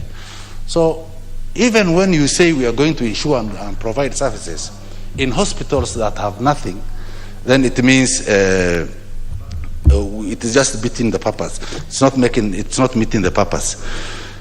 Because I worked there and I know how the individuals at the board can be, this issue of giving sweeping powers to the National Hospital Insurance Fund board is going to it's going to be counterproductive. These individuals must be checked. We know the corruption history. Of course, we know the 30 million spent in a day on some women meeting here when the Honorable Charity Ngilu was the minister. And of course, we also know when the CEO was fired, because in 1 year we saved 3 billion as surplus. And when government and the people with influence wanted to eat that money and he resisted, the next morning he found himself on the streets. So it is important that we seal all the loopholes, especially whether government control and individuals who are nominated by the executive. Because, Honorable Speaker, before I became a member of parliament, I thought members of parliament can do a lot, and of course, when I see situations not going the right way, I was wondering what our MPs are doing. When I came here and I have learned that most of the MPs run about, follow the executive and are not here to represent, seriously, I have found out interests and individual interests overtake the national interest. And people here might not, although elected to represent the people, of course have a lot of other interests. So, Honorable Speaker, I support and I urge that we do changes on the powers serious powers given to the board. The Thank you so Honorable much. Kolosh, your contribution seems to have attracted the ire of the member for Kikuyu. Let us hear his point of order. Chair, sorry, Honorable Speaker, I am rising on a point of order in relation to what the Honorable Kolosh has said, that before he became a member of parliament, he would wonder. But since becoming a member of parliament, he has since discovered that there are members of parliament in this house who represent other interests other than the people they represent, and who follow orders from the executive. Maybe it is only be beneficial to Kenyans to name those particular members who represent other interests other than those people who have elected them, or those who are directed by the executive. Because, Honorable Speaker, I am seated here, and if the people of Kikuyu heard that I am following orders from the executive, especially this executive, Honorable Speaker, I may not be re-elected next year, Honorable Speaker, because they expect me to be here to represent them. Therefore, it would rather be unfair for the Honorable Kolosh to say generally that there are many members of parliament. He should either substantiate or withdraw that statement, Honorable Speaker. The honorable member for Kikuyu is absolutely right. The Honorable Kolosh. Thank you, Honorable Speaker. Just hold on. You cannot issue a sweeping statement alleging that members in this House do not represent the constituencies that they were elected to represent. So you may have to substantiate. You will have to substantiate or withdraw. Give him the mic. So I was a way of substantiating the same. The honorable member for Kikuyu knows that after the elections of 2017, it is not the members of the budget committee that elected him as the chair. Neither it's not the members of the budget committee that removed him as a chair. So this is where the controls of the executives are coming. And he knows where I'm referring to. Thank you, Honorable Speaker. The Honorable Kolosh. But anyway, honorable members, I wish to give this opportunity to the member for Juja. The member for Juja, the Honorable Koimburi George. I think this will be your maiden speech, your maiden opportunity to make a contribution. Contribution. Yes. So you will make your contribution, and you will not be interrupted as you make your contribution. Proceed. Thank you, Honorable Speaker. Let me take this opportunity to support this bill. It's a very important bill to our country, a healthy bill. Honorable Speaker, I know in our country we have those old people and also the people living with a disability. And these 500 shillings for NHIF card is very expensive for them. They cannot able to pay these 500 per month.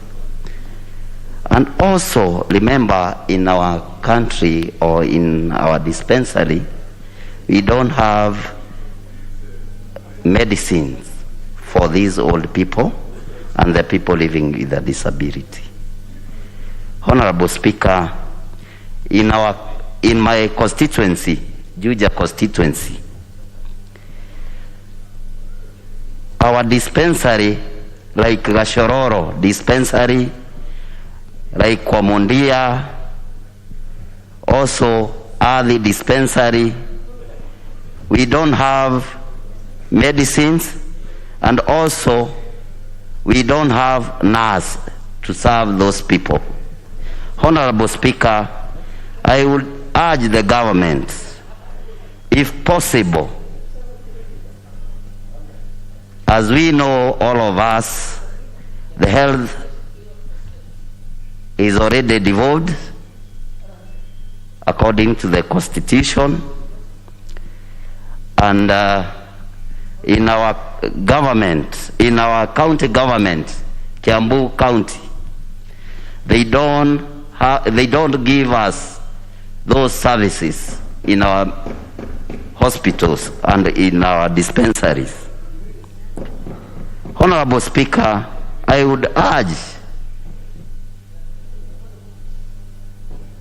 this government to make sure that the county government that we have in our country are doing their work. Failures to that,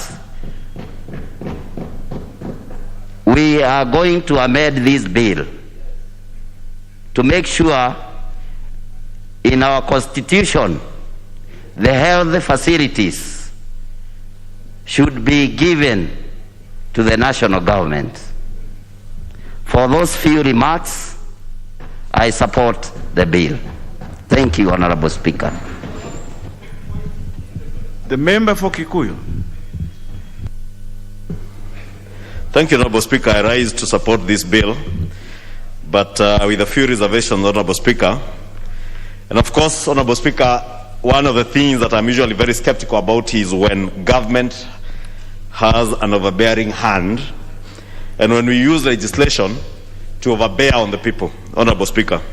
Particularly the amendment to the NHIF Act, clause 11 of the bill that envisages to make it compulsory that a person who has attained the age of 18 years and is not a beneficiary shall register as a member of the fund.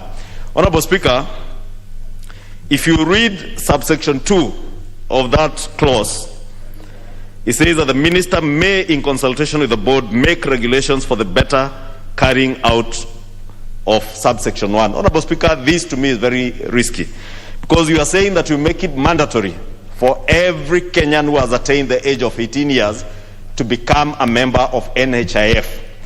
That registration may or may not include, depending on what regulations will be prescribed under subsection 2, may involve people paying. And of course, you cannot be a member of a fund, NHIF, where you are expected to benefit from healthcare facilities, Honorable Speaker, and not pay. But we must ask ourselves, when we ask Kenyans who are 18 years and above, Honorable Speaker, and make it compulsory for them to be members of the fund, and probably be charged a fee, be levied a fee, and of course you can see the penalties that are coming with this amendment. Also, if you look at the other clauses, the enhancing penalties be to employers and contributors, Honorable Speaker, then we'll be making it very punitive to the millions of young Kenyans who we have not provided jobs for, Honorable Speaker. Therefore, before we make it mandatory for people to join the fund, then it must be mandatory first for the government to ensure that those people are in gainful employment where they are earning a living and are earning an income for them to be able to contribute to the fund, Honorable Speaker. 2, Honorable Speaker, if you look at clause number 24, Honorable Speaker, the other clause that I have very serious reservations on. Honorable Speaker, in the Nyayo days, in the old dark days of the KANU regime, Honorable Speaker, what used to happen was to exempt state corporations from provisions of the State Corporations Act and use those state corporations as avenues to loot public coffers, Honorable Speaker. I am afraid, Honorable Speaker, that today, when we are increasingly going back to those dark days, where we have an executive that is overbearing on the people, on the legislature, and even attempting now to overbear on the judiciary, Honorable Speaker, that the same attempts are being made now, not through exemption from the State Corporations Act, as much as you saw with the aviation bill, Honorable Speaker, attempts to exempt state corporations like KEA from the provisions of State Corporations Act.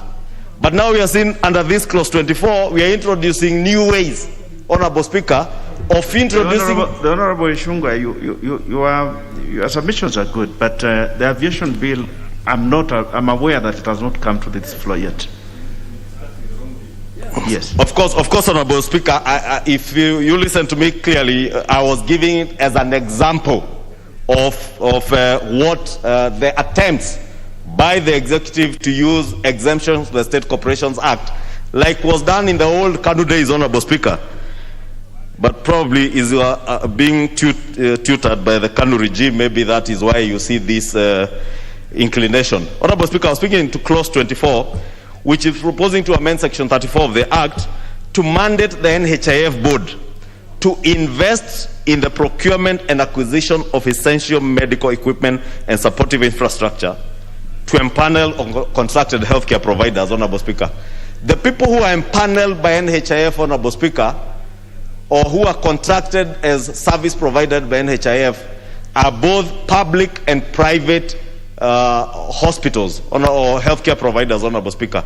If we are giving the board now mandate to be able to procure healthcare equipment, Honorable Speaker, not healthcare for a hospital that is being managed by that NHIF board. And you remember, Honorable Speaker, some time back, the NHIF board was involved in some scandal of land that was where they were to build a NHIF referral hospital in Karen, which today, Honorable Speaker, despite spending billions, has never been built. But consultants walked away with billions of shillings, Honorable Speaker. I'm therefore very skeptical when you now tell me that NHIF that could not invest in a referral hospital, Honorable Speaker, a referral hospital that an institution like Kenyatta University was able to invest in and build a referral hospital in less than, in a period of about 3 to 4 years, a referral hospital that has been very critical now during this COVID time to help ease the congestion in Kenyatta and many of our private other hospitals, and a very good hospital, Honorable Speaker. But NHIF had that dream over 10, 15 years ago. It has never come to fruition, Honorable Speaker. It is this same NHIF, Honorable Speaker, that you are now mandating to now procure healthcare equipment. Is it the same healthcare equipment, Honorable Speaker, that we attempted to procure through the infamous MES or the Managed Equipment Services program that came into being in 2014, 2015, Honorable Speaker? If that is what we are to learn from, Honorable Speaker, then we must be cautious. If in this House we today pass legislation to mandate NHIF to go ahead now and procure more equipment, while we have the MES equipment that is lying in our sub-county and county referral hospitals, not in use, Honorable Speaker. And we are paying billions, forcing our county government to pay billions every year to providers of this least equipment, Honorable Speaker, and equipment that is not helping the people. And now we want to use NHIF to squander more public resources by probably getting the same tenderpreneurs who are involved in the MES program, Honorable Speaker, to now procure through NHIF. The same tenderpreneurs, Honorable Speaker, you can bet, Honorable Speaker, that the same tenderpreneurs who are involved in the MES scandal are the same tenderpreneurs who are involved in the COVID KEMSA billionaire scandal, Honorable Speaker. Honorable Speaker, it is the same tenderpreneurs that we are probably opening up new avenues now for to engage in procurement of this healthcare, because of course you know there are those few who have now specialized in the procurement of healthcare equipment in this country. You have seen them even building hospitals across Nairobi. The Honorable Kimani, just hold on. The Honorable Duale, what is out of order? Speaker, you know, I really don't like interrupting members of parliament, and also of Honorable Ichungwa's caliber. But Speaker, there's element of relevance. I mean, I have read this bill when I was contributing, and Mr. Speaker, you need to help us, because Honorable Ichungwa is discussing EMS, discussing entrepreneurs, tenderpreneurs. I just, as he was talking, I scanned through the bill, and I'm not seeing anywhere where there's tenderpreneurs, where there's EMS, with a lot of respect to him, so that we move to this very important motion. He's a man who can flow like the sea. He's very, very sharp up in the mind, so but he can spare us sometimes, because you need to guide him. The Honorable Duale, I have looked at the bill, and I think the Honorable Kimani is well within his rights, because there is a proposal that the NHIF will procure some equipment for some of these facilities. So I think he's within his rights. He's okay. Proceed, the Honorable Kimani. Thank you, Speaker, for protecting me from the member for Garissa Township. You know, probably he runs a hospital in Garissa or somewhere, and I'm not saying he's one of the tenderpreneurs. I know him. He was not involved either in the MES or the KEMSA COVID billionaire scandal.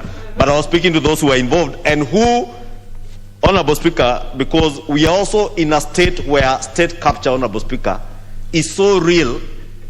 I must be cautious as a member of parliament that when I see attempts to give such powers to the NHIF board, Honorable Speaker, I must treat it with caution, Honorable Speaker. And when we come to the third reading, I will be doing the necessary, Honorable Speaker, in relation to at least those two aspects. One, as envisaged by clause 11 and clause 24. However, Honorable Speaker, it is not all dark for this bill, Honorable Speaker, because there are very good aspects of this bill that I support. Top among those issues are issues I think Honorable Kolosh has touched on the question of being able to identify the member who is a registered member of NHIF. And the use of biometrics, Honorable Speaker, is one progressive way moving away from the cards and the stamps, the manual things that NHIF has done over the years, and that indeed is quite encouraging. However, Honorable Speaker, it is also important to graduate how we contribute our contributions to NHIF. It is not fair, Honorable Speaker, that we punish a young 18-year-old student who has just graduated from high school, or a young hustler who is hustling, and make it compulsory for them to contribute 300 shillings, while myself as a member of parliament, I think I pay about 1,700 shillings, Honorable Speaker.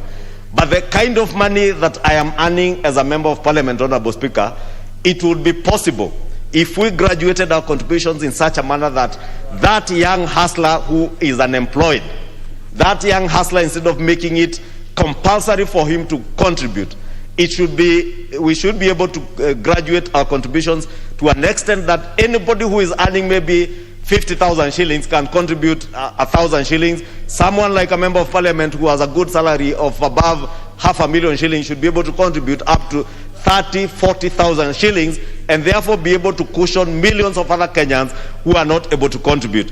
And Honorable Speaker, again, as we come to the third reading, I will be looking at how we can bring amendments, Honorable Speaker, that will reflect a graduated sort of contribution, Honorable Speaker. But let me say, Honorable Speaker, it is a good bill and I support it, with the reservations of the few issues I've pointed out, especially the question of state capture and using our state corporations to enrich the few who hold power, and using legislation to create avenues for them to continue looting and impoverishing our people, so that the Honorable Danita Gatti.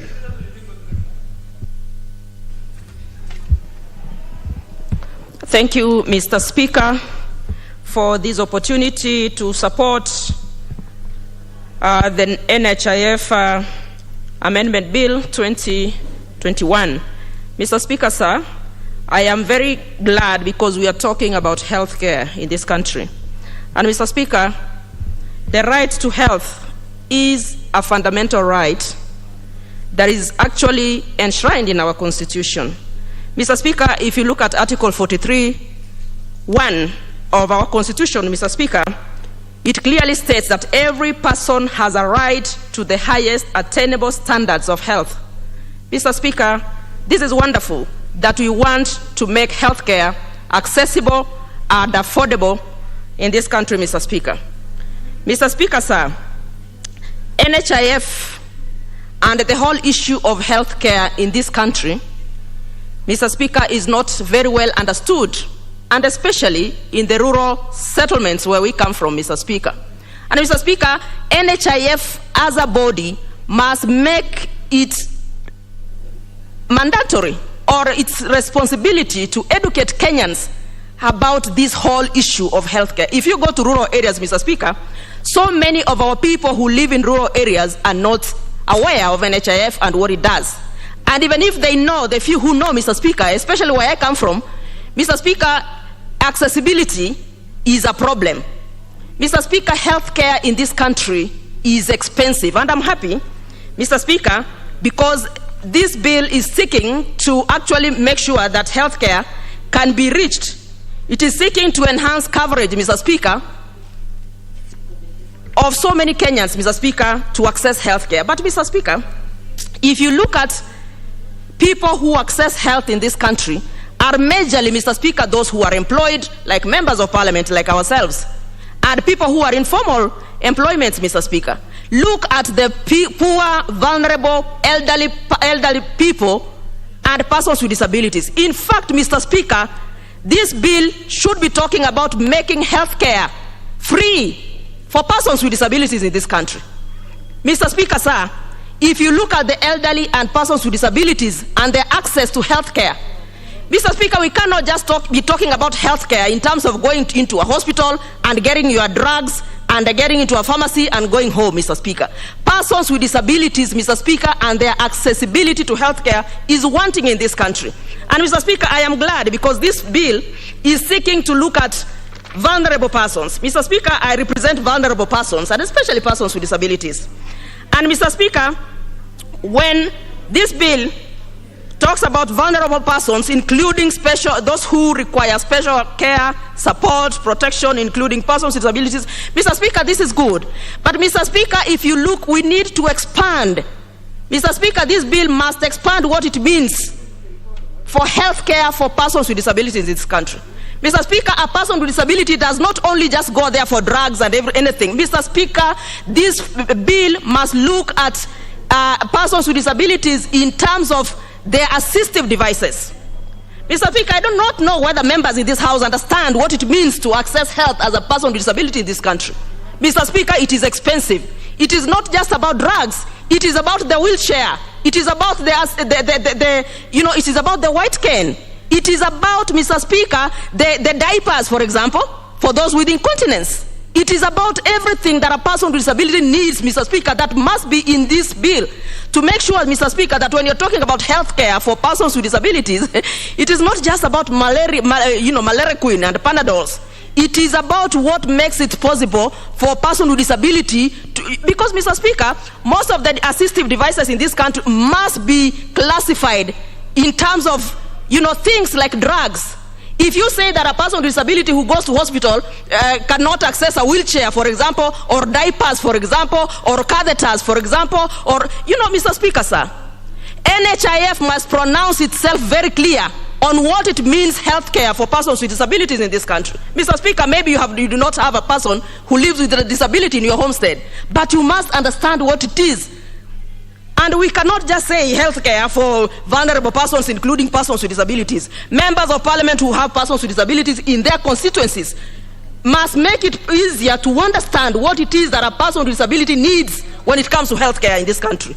And we cannot just be clamping things and saying, vulnerable people, vulnerable persons, including persons with disabilities. Mr. Speaker, those are the issues. And NHIF as a body must do more, Mr. Speaker, to create awareness and to ensure that the vulnerable people that it refers to here, including those with disabilities, Mr. Speaker, are covered. It must just expand. Mr. Speaker, if we go to our rural areas, you will realize that during the COVID-19, Mr. Speaker, you saw the vulnerabilities that we have as a country. Mr. Speaker, sir, our people could not access anything. And Mr. Speaker, sir, if this bill is genuine, Mr. Speaker, as it purports to be genuine, it must actually not talk about putting everybody together in terms of making compulsory, contributions compulsory. That for you that you must be put into NHIF to make sure that the membership is compulsory. What about those graduates, Mr. Speaker? What about the jobless people, Mr. Speaker, who require healthcare and they do not have employment the way we have employment, Mr. Speaker, in this country? So, Mr. Speaker, sir, I want to say that when the state seeks to make NHIF membership compulsory by contributing, ensuring that every past adult Kenyan who is 18 and contributes 500 shillings becomes a member, what about those ones who do not have that money? And those include those persons with disabilities and the elderly in this country. Mr. Speaker, sir, NHIF must pronounce itself. And that is why I am using also this opportunity, Mr. Speaker, because we are talking about these amendments, Mr. Speaker, to ensure that I lobby actually NHIF to make health care free for persons with disabilities, especially at the counties, Mr. Speaker. We have a lot to talk about, Mr. Speaker, when it comes to health care, and especially for the elderly and persons with disabilities. It is a good bill, Mr. Speaker, because it seeks to expand and to ensure that Kenya actually covers many people, especially those who are otherwise not covered, Mr. Speaker. And therefore, Mr. Speaker, allow me to support this bill, but allow me also, Mr. Speaker, to say that as much as we are looking at the universal health coverage, looking at what Kenya basically has ratified, because Kenya as a country has ratified so many conventions around healthcare, Mr. Speaker. The other time here, just the other week, the President was in London for the G7 summit, and part of what was discussed was actually healthcare financing, Mr. Speaker. So therefore, Mr. Speaker, we must also ensure that even within our own counties, Mr. Speaker, our people are able to access their health care from their village to their counties, and ensuring, Mr. Speaker, that health care really has that financing that is there. Mr. Speaker, we cannot have a referral hospital, for example, Migori County, where I come from and where I represent here, Mr. Speaker, having people come to Migori Referral Hospital and not have access to healthcare, Mr. Speaker, in terms of their usage of this bill, Mr. Speaker. Mr. Speaker, NHIF, as I've said, must expand, and it must pronounce itself to what vulnerable persons or persons with disabilities are in terms of their access to this healthcare, Mr. Speaker. Mr. Speaker, allow me to stop there and support this bill. It's a very valid contention. I think one of the things that has come out clearly, the Honorable Danita Gatti, is that we need a very clear definition of what vulnerable people are under these proposals. We shall now have contribution from the Honorable Ibrahim Sahal, nominated member. Thank you, Mr. Speaker, for giving me this opportunity to add my voice to this important bill. Mr. Speaker, a health nation is a working nation. Therefore, it is the mandate of the government to ensure health lives and promote well-being for all at all age. This will be accelerated by the proposed establishment of the National Health Scheme, and which will enhance the mandate and the capacity of the National Insurance Fund to facilitate and deliver the universal health coverage.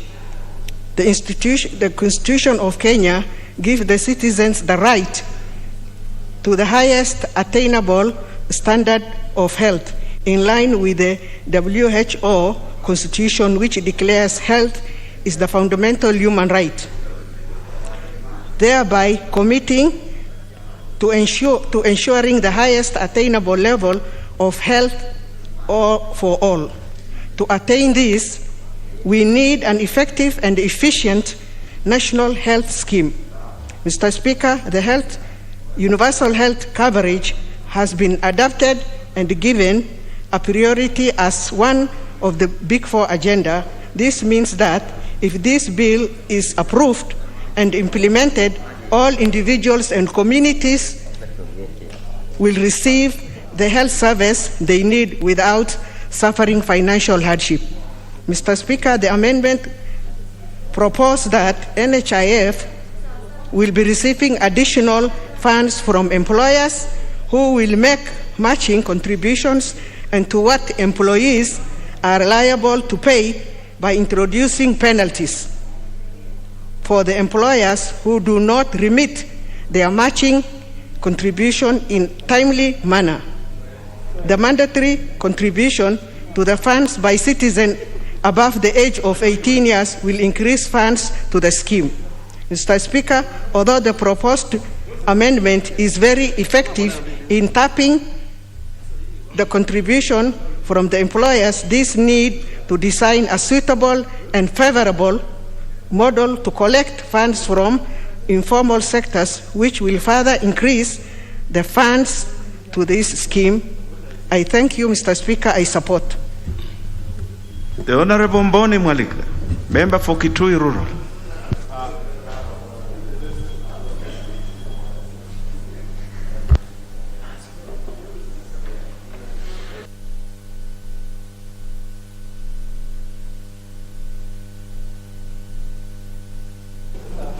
Thank you, Mr. Speaker, for giving me this opportunity to add my voice to this bill. On onset, I want to say that I support the bill because any country to develop, you need a healthy population. because population and the people provide labor, and labor is a factor of production. The more people are healthy, the higher the productivity and therefore economic growth. And as a country, we need to think about how do we provide universal health care so that everybody can go to any hospital and get health care. Health care in this country has become very expensive.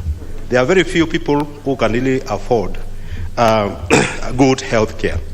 And especially this time of COVID, I'll tell you every day, every week in our rural areas, we are barring people because they cannot access good health care. The 500 shillings which have NHIF charges, to me is a bit very high, and especially to the rural poor and also the urban poor. The disabled and the vulnerable groups cannot really be able to afford this kind of charges. And therefore, there is need to review these charges and charge differently to different categories so that at least people can be able to afford. Because maybe the rich can pay slightly more and the poor can slightly pay less. The 6 months which is given when you do your first payment, to me is a very, very long period. Imagine somebody who is sick and you are telling the person to pay, start contributing, and then he waits for 6 months before starts accessing services from NHIF. I think this period needs to be reviewed to probably 3 months or even lower so that at least people can be able to access health care. Mr. Chair, it's important to note that health is default function, but it's also important to note that health system in the counties has failed completely. They have failed completely. In fact, you go to health centers, there is no even medicine. On Sunday, I went to my nearest health center, and people are buying dressing materials for their wounds. I mean, it's quite wanting. There is no adequate infrastructure, there is no equipment, and other health essential services. But these counties should be encouraged to channel some of the funds to NHIF so that people can be able to access health services in other hospitals outside the counties. So to me, that is very, very crucial. National government should also come in and subsidize NHIF so that we can be able to provide health services. Lastly, here, and it has already been stated, a lot of people in the rural areas, they are not aware about NHIF and even what they stand for. So it's very important for NHIF to create, I'm aware they have offices at county levels, but from the county, do they even go to sub-county level to create awareness? So it's important for NHIF to move down there and create awareness so that people can know what they stand for.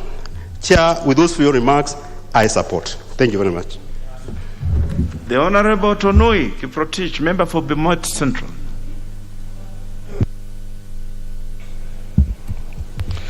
Thank you, Mr. Speaker, for this opportunity to also make my contribution on this very, very important bill. From the onset, I want to state clearly that I really support this bill because it's making this cover or this scheme mandatory for every Kenyan. Health is a very important issue which we cannot afford to gamble with, and we must ensure everyone in this country is covered through an health scheme. So this is a very welcome idea.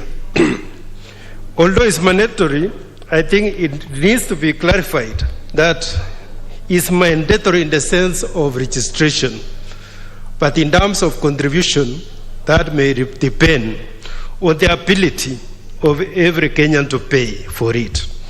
I know in this bill, the power to make regulation on this idea of being mandatory has been given to the Cabinet Secretary to make. And I believe those regulations should put into consideration the ability of Kenyans to pay for this cover. And I believe also the private insurance companies will not be allowed to take advantage of this national health scheme. Currently under NHIF, whenever a patient goes to an hospital, the insurance companies first claim NHIF before they add anything on top. So they tend to make lots of profits from this. They really take advantage of it. They should co-share with this private scheme when meeting the cost of health care in this country. The issue of fraudulent claims must also be addressed clearly so that this cover will not be too expensive simply because of unnecessary charges or stealing and such. I believe opportunists will not be allowed to take advantage of this scheme the way we have seen in NHIF currently. And I'm also happy that employees are being exempted from any additional charges by this scheme. The people being brought on board are only the employers. Employers must play a certain role in taking care of the health of the employees. So I believe this is welcome, that the employers must chip in so that they have healthy employees who can be more productive when they are serving them. That one I truly support. On the issue of proportionate contribution to this scheme, that one must be considered. I heard somebody talking of hustlers should not be overcharged. That figure of 500 is too high. That figure should be proportionate to the income of a person. If someone is earning $1 million, let it have it at a certain percentage. If it is 1%, 1% of that 1 million. If someone is having an income of 10,000 a month, let it be 1% of that 10,000. So that those who are earning low wages or low salaries cannot be overcharged. So there should be the idea of proportionate contribution based on the salaries of the employee. That one must be considered. I know, just like NHIF, this scheme will be oversighted by the Ministry of Health. And I hope the looting which has been happening and being supervised by Ministry of Health in KEMSA, in even the imported containers and such, will not be transferred into this scheme. The issues of fraud should be well taken care of or well articulated in this bill so that we have all the money being used to serve the Kenyans when they go to the hospitals. I have heard many saying that devolution has failed in this country. I don't agree with those ones who are saying devolution has really failed.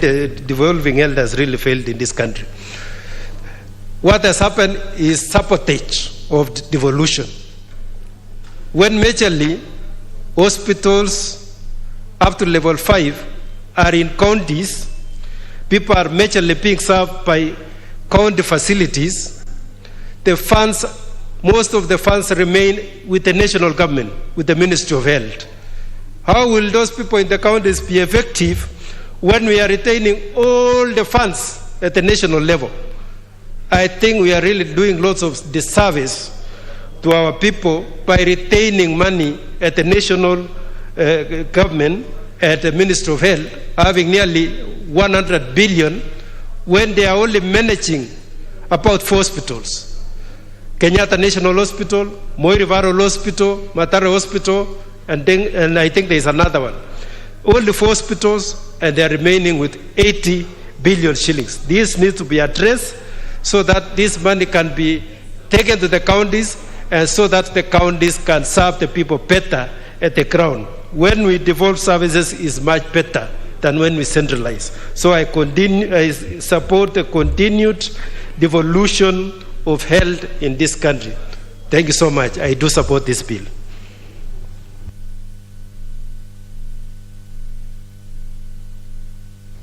Let's have Honorable Mishi.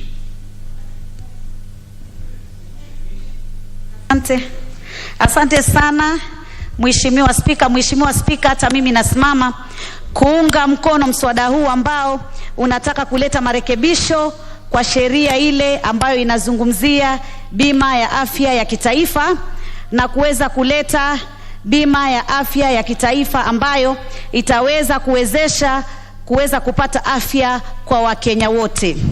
Nataka niseme afya imekuwa changamoto sana kwa Wakenya wetu, haswa tukizingatia kumekuwa na matatizo na maradhi sugu kama vile maradhi ya kansa, maradhi ya kisukari na maradhi pia haya ya COVID ambayo sasa tuko nayo tunayaita corona. Mheshimiwa Spika, tunajua Mheshimiwa Uhuru Kenyatta ambaye ni rais wetu katika riwaza yake ama zile shabaha zake 4, shabaha moja ni kuhakikisha ya kwamba Wakenya wote wataweza kupata afya sawia na hata wale ambao ni matajiri. Tukiangalia nchi ambazo ziliostawi katika ulimwengu, tunaona ya kwamba swala la afya ni swala ambalo limepewa kipao mbele, ambapo yule maskini na tajiri wanaweza wote kwenda katika zahanati ambayo imestawi vilivyo kwa upande wa madawa, kwa upande wa vifaa vya kiafya, hivyo basi wanaweza kupata matibabu kwa njia ya usawa. Mswada huu pia umezungumzia ya kwamba ile bodi ambayo itakuwa inasimamia bima hii ya kitaifa ya afya itaweza kuhakikisha ya kwamba wamekaa na washikadau wote na wale wahusika wote katika mazungumzo ili kuhakikisha ya kwamba afya itaweza kupatikana kwa Wakenya wote.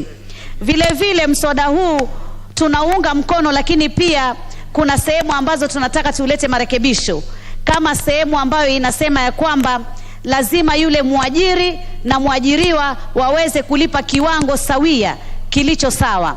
Lakini lazima tuzingatie ya kwamba kuna waajiri wengi wa Kenya wetu ambao ni maskini na mapato yao ni machache, na utapata ya kwamba anafanya kazi katika kampuni ambayo inapata mapato makubwa, kampuni ambayo imestawi, kampuni ambayo inaweza kutoa mchango mkubwa katika kufidia bima hii. Basi ni ubora ya kwamba iwapo katika kampuni kama ile ina uwezo zaidi na mapato yake yako juu, lazima mchango wao uwe mkubwa zaidi ya yule aliyeajiriwa, kwa sababu sana walioajiriwa wanapata mapato ya chini sana, hivyo basi hawawezi kupata sawia na yule muajiri ambaye yeye amefaidika zaidi katika biashara ile, katika kampuni ile. Vile vile pia katika ibara moja inazungumzia ya kwamba ukifika miaka 18, iwapo hauko katika sehemu yoyote ya kuwa umeingizwa katika bima hii ya kitaifa ya afya, itakulazimu uweze kulipa ile mchango ambao unahitajika. Na wenzangu wamesema ya kwamba shilingi 500 ni pesa nyingi, na mimi nataka niunge mkono, haswa tukizingatia hivi sasa tuko na changamoto za kiuchumi ambazo zimesababishwa na maradhi hatari ya corona. Wakenya wengi hivi sasa hawako katika ajira, Wakenya wengi hivi sasa hawako katika biashara zao, hivyo basi itakuwa ni ngumu iwapo ni kijana ambaye pengine ni kijana ambaye hana mama, hana baba, ni kijana yatima, na anaambiwa lazima ukifika miaka hiyo 18 uweze kulipa mchango kama huu. Lazima tutafute mbinu ya kuonyesha ya kwamba yale makundi ambayo yako katika hali ngumu, ile Kiingereza tunasema the vulnerable groups, lazima tuangalie yatazingatiwa kwa njia gani waweze kutoa mchango huu wa kufidia bima hino ya kitaifa ya afya, ili watu wapate afya kwa watu wote.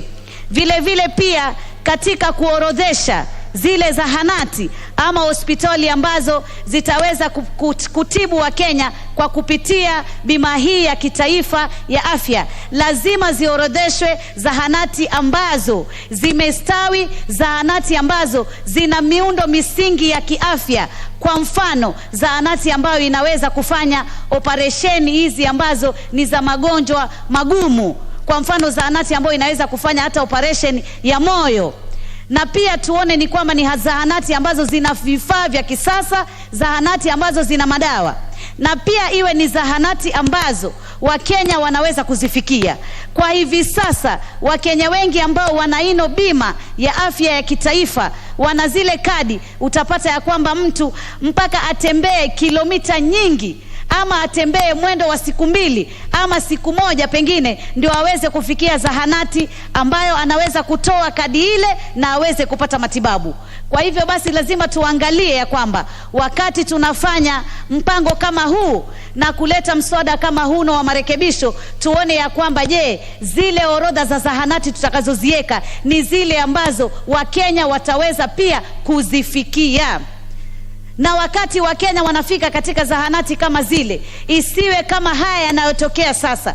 Unafika pale unaambiwa kwanza lazima kupigwe simu, na pengine mtu amepata dharura pengine ya ajali ama amepatwa maradhi ya ghafla, unaambiwa kwamba lazima kwanza kupigwe simu tupate ruhusa ya kwamba tunaweza kukuchukua kupitia kadi ile ya hazina ya bima ya kitaifa ya afya.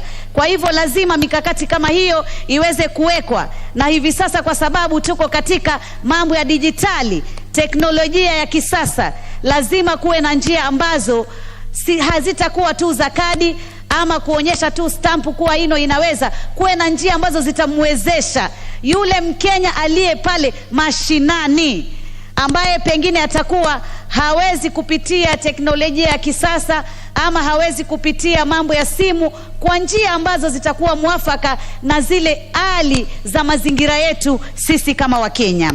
Vile vile pia nataka niseme ya kwamba naunga mkono kwa sababu mswada huu unasema utaboresha miundo misingi ya zile zahanati.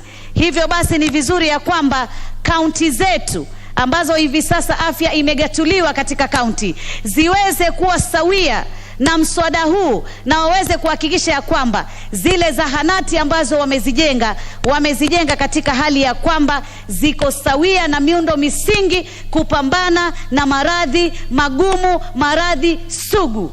Hivi sasa Wakenya wengi wanakufa kwa sababu ya kukosa oxygen. Na hivi sasa ni masikitiko, tunasikitika na tunasema pole. Tumempoteza dada yetu mpendwa aliyekuwa mbunge mwakilishi wa kina mama katika kaunti ya Kwale, Mheshimiwa Zainab Chizuga. Mwenyezi Mungu roho yake aiweke pema. Na ni kwa sababu ya kwamba tumekuwa na changamoto ya oxygen. Tuko na zahanati zengine kule mashinani, lakini unapata mtu anapopatwa na tatizo hili la COVID unaambiwa lazima aende katika hospitali kubwa, pengine kama kule kwetu Mombasa unaambiwa ni Coast General ama Mombasa Hospital ama Aga Khan, na hizo hospitali nyingine ni hospitali za watu binafsi, za kibinafsi, ambazo pia malipo yao ni malipo ambayo yako juu sana. Hata ukiwa na ile kadi haiwezi kukusaidia kuweza kulipa malipo kama hayo. Kwa hivyo Mheshimiwa Spika, ningesema ya kwamba mambo haya yote lazima yazingatiwe sana. Na vile vile katika mswada huu tunajua kuna pia ufisadi ambao umekuwa ukitendeka katika hazina ino ya bima ya afya ya kitaifa. Lazima kuwe na mikakati ya kuangalia, je, ufisadi kama huu ambao watu wametumia njia fulani kuweza kuiba fedha kama hizi ambazo zingemsaidia Mkenya katika mambo ya afya, iangaliwe ya kwamba mashimo kama yale yataweza kuzibwa na itaweza kuangalia ya kwamba hakutokuwa kamwe na mambo ya ufisadi ambayo hivi sasa sisi kama Wakenya na kama viongozi hapa bungeni tunajua yametokea katika hazina kama hino. Mheshimiwa Spika, ningeomba kusema ya kwamba zile penalty ambazo tunaambiwa watu ambao hawatakuwa wamelipa wataweza kutozwa, lazima pia kuwe na vifungu vya kuonyesha itatumika kwa njia gani. Kwa sababu pengine mtu amekuwa mgonjwa, amekuwa na changamoto fulani, hakuweza kulipa na anaambiwa ya kwamba ataweza kulipa ile penalty, na wakati huu mgumu wa corona itakuwa ni matatizo. Kwa hivyo lazima tuwe na njia mwafaka za kuonesha penalty hizi zitaweza kuwekwa kwa wale ambao wanaonekana haswa hawa ni kwa makusudi wamekataa kulipa mchango uno wa hazina ya kitaifa ya bima ya afya. Lakini kwa wale ambao watakuwa wana matatizo ambayo yanaeleweka, na kama vile dadangu alivyosema, kuna wale walemavu, watoto, watu wazima, hawa ni watu ambao lazima tuwasaidie kupata afya bure katika taifa letu, kwa sababu hata wao asilimia yao iko hapa kwetu Kenya na wanahitaji, na wao pia wana changamoto nyingi za kiafya. Hivyo basi lazima tuwape kipaumbele katika afya kwa wote. Wao ndio watu ambao tutawazingatia zaidi. Honorable Mishi, yours is gone. Honorable Kiaige Diaka.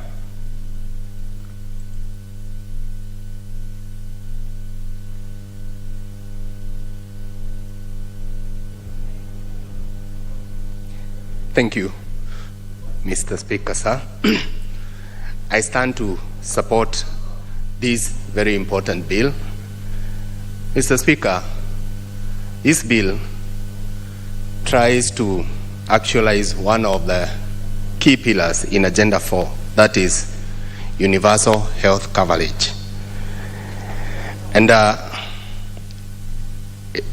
it endeavors to make it compulsory to all persons and citizens of this country who are over 18 years to make payment to this fund. Mr. Speaker, there before, contributions to the fund used to be voluntary. Now, this one comes to make it compulsory, making sure that everyone who's over 18 years is eligible to benefit from this fund. But there are certain issues that I would want to raise on the issue. The fact that it talks of covering all the vulnerable members of the society. At the committee stage, we shall require to define who are these vulnerables. And I want to believe that when you talk about the vulnerable in the society, we are talking about the PWDs, we are talking about the aged, the elderly, we are talking about those who for one reason or the other may not be able to make contribution for them to enjoy the benefits that accrue from this fund. I need to say that as we define who are the PWDs, as we define who are the vulnerables, there are also other challenges that come up with that. For example, in my constituency in Mokroine, we have registered all the PWDs, but you realize that they don't have a medical cover, and therefore, whenever they fall sick, whenever they have a medical challenge, they have to pay out of their pockets. Can we make it very clear that, irrespective of the level of disability, they are completely covered? Mr. Speaker, we also have cases of old people, those who are over 70 years. I remember that the government has a social security program where they are supposed to be getting some stipend at the end of the month. But unfortunately, this program has since collapsed, and therefore, they are highly exposed. And if I take like the current crisis we are experiencing, the COVID-19, these are the people who are most vulnerable. Can we also make it very clear that such category of citizens are clearly covered by under this program? We also need to talk about, when you say that all those who are 18 years and above should be members of this program, do we also consider the fact that many of them at that point in time are unemployed? How do we make sure that at 18, you also benefit from the program? At 18 and you are unemployed, how do you benefit from the program? Mr. Speaker, when I look at this amendment, really, nobody is talking about how we are going to equip the hospitals, because this is where the elephant in the room is. We have many hospitals, but many of them do not have drugs, we do not have the facilities. Currently, in my constituency, we have a mortuary that has a capacity of 18. Every now and again, it has more than 80 bodies lying to be collected. Why? Because most of them died because they could not access a medical facility that is functional. And I think at this point, it's also good we reconsider why we devolved health to the counties, because it's not functioning. It's already dead. And therefore, as it died, so many people are also dying as a result of that. Do we need to return the health docket to the national government? It is very sad to note that even the very basic facilities and items cannot be obtained in any of these local hospitals. Mukurweini, for example, if you get sick in Mukurweini, you are almost assured of death. So your people should start mourning and perhaps preparing for your burial, because chances of you being treated in any public hospital are almost nil. And when you go there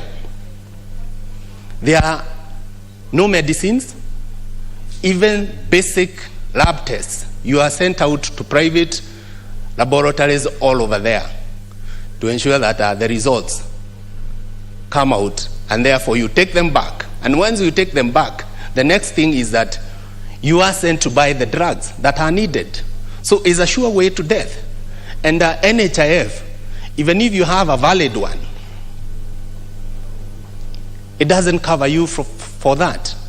What does that say? That we may have very good program under NHIF, but then again, it may not be beneficial to anyone, because irrespective of whether it's valid or not, it's not going to help you in terms of clearing your bills and buying medication.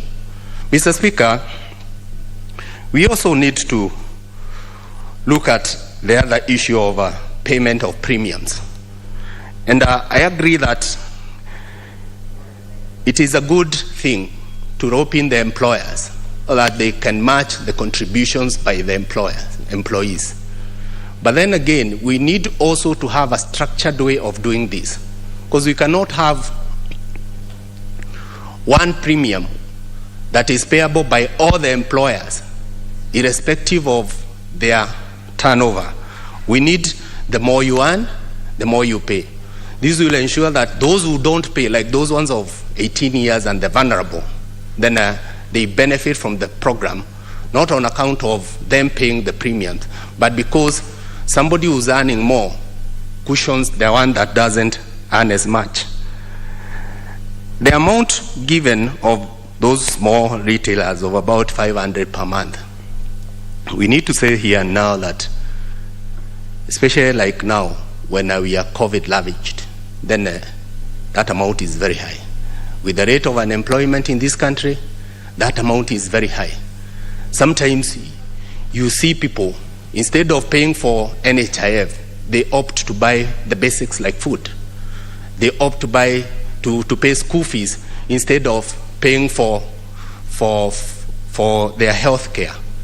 And that is why currently, as a member of parliament, you become their health security. I know all these members who are present here, time and again they receive cards, including you, Mr. Speaker, sir, on a health contribution, on Harambes, for a certain maybe ailment, somebody stuck somewhere. And that means and tells us that the health sector in this country is slowly crumbling. And we need to turn it around and ensure that as a human right, that is health, as a human right, it is enjoyed by all and suddenly, irrespective of their economic status. So, Mr. Speaker, I stand to support. Thank you. Honorable Joyce Kamene.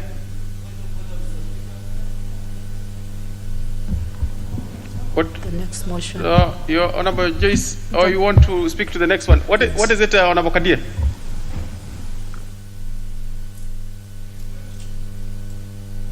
Thank you, Honorable Speaker. I rise under Standing Order 35. 35. No, 35.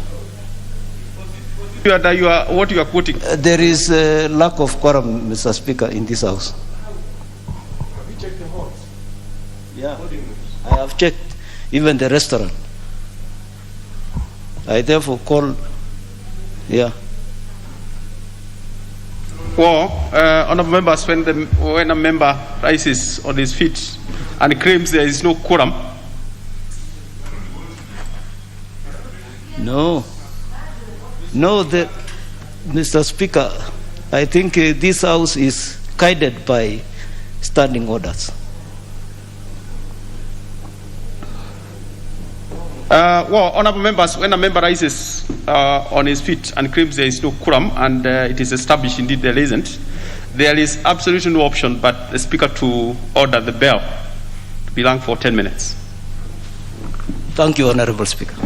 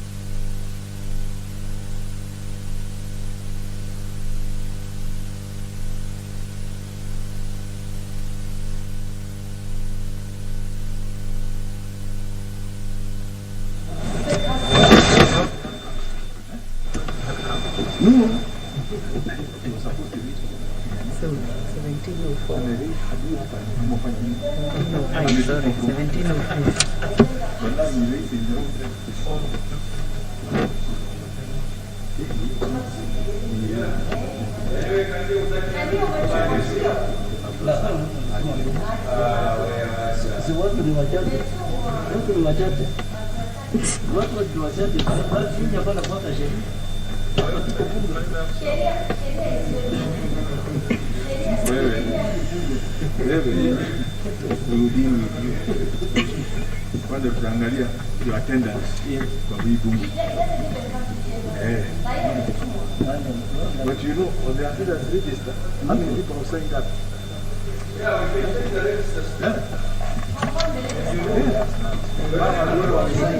Physical count. Count the members. There is no point of order for all the.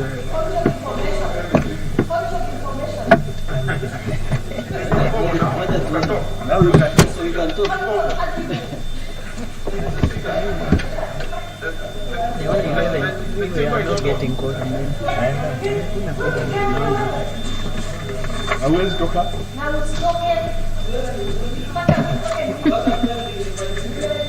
How are we talking? And then we thought we were.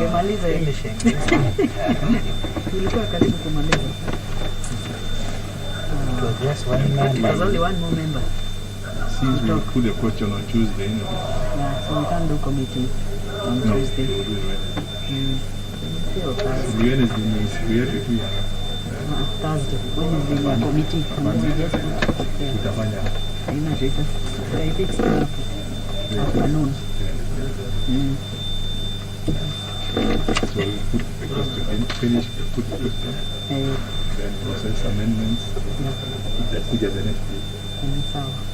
Someone can do an outstanding 5 on Tuesday to close it.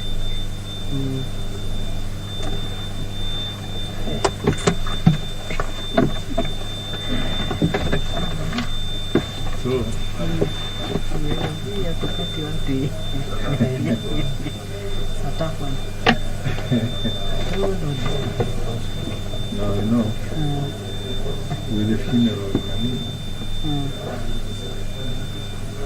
Which funeral is it? Yeah. Baba,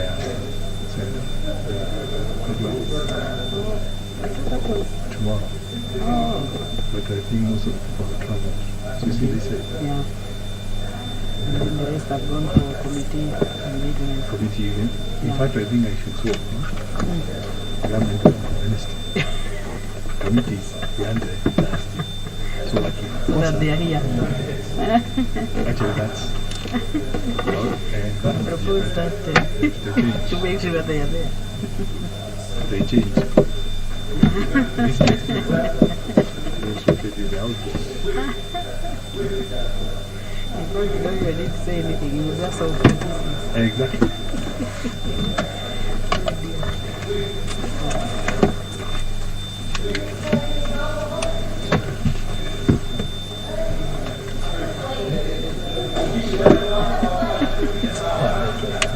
Mimi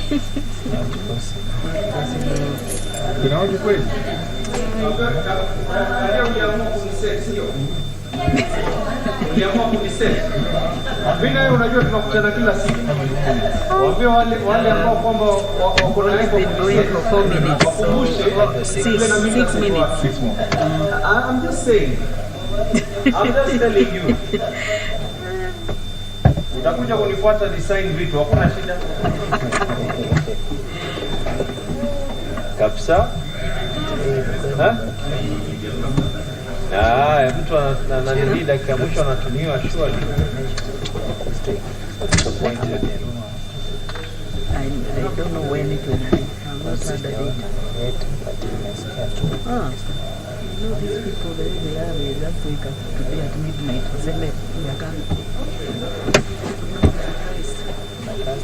By now,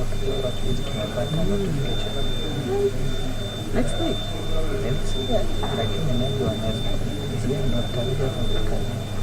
Okay.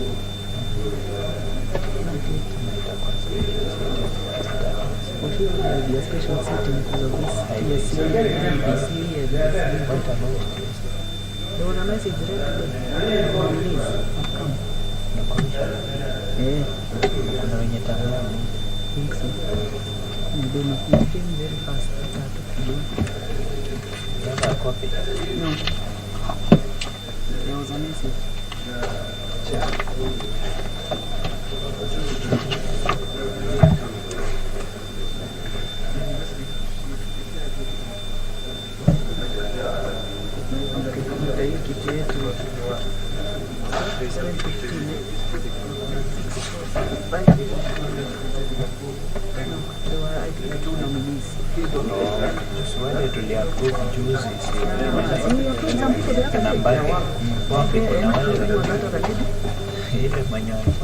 I remember, okay. I don't remember her name. I remember they were trying to... She had actually been rejected. Sawa. Hata Anisi alienda. Two other members who left. No. I don't sure. No members will be allowed to leave. When is that to leave?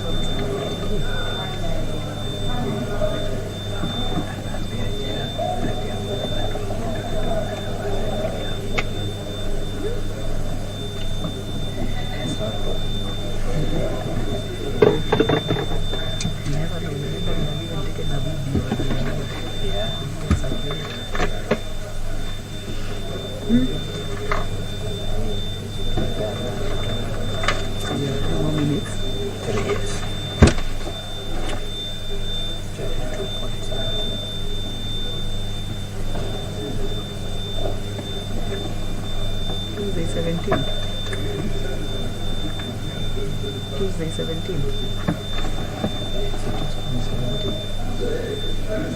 Yeah.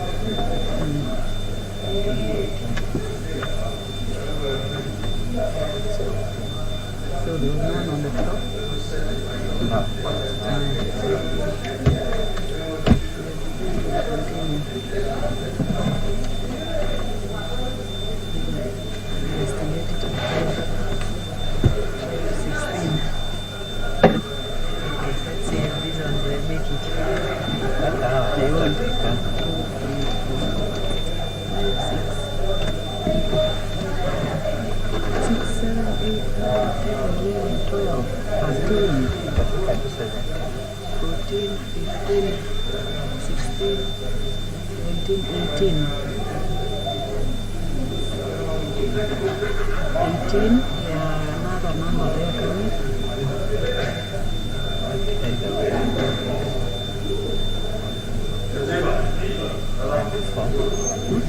At 18. At 18. How many are you on that side? 1, 2, 3, 4, 5, 6, 7, 8. There are 8 here.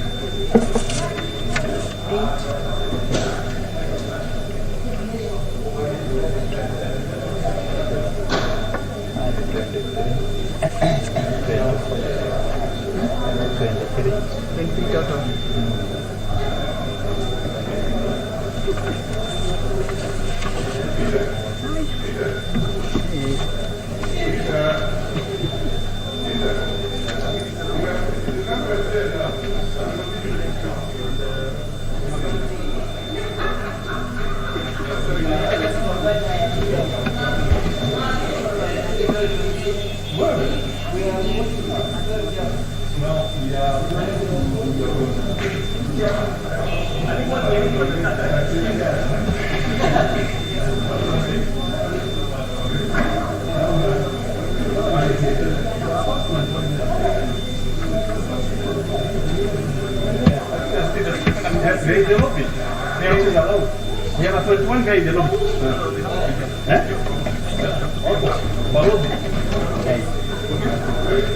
Oh, the time is over.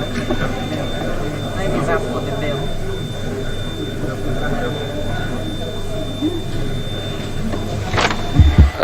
Order members. After the 10 minutes, honorable members, we still can't raise a quorum. In the circumstances, honorable members, the House must. Honorable members, the time being 5:15 p.m., this House started adjourned until Tuesday, 17th August 2021 at 2:30 p.m.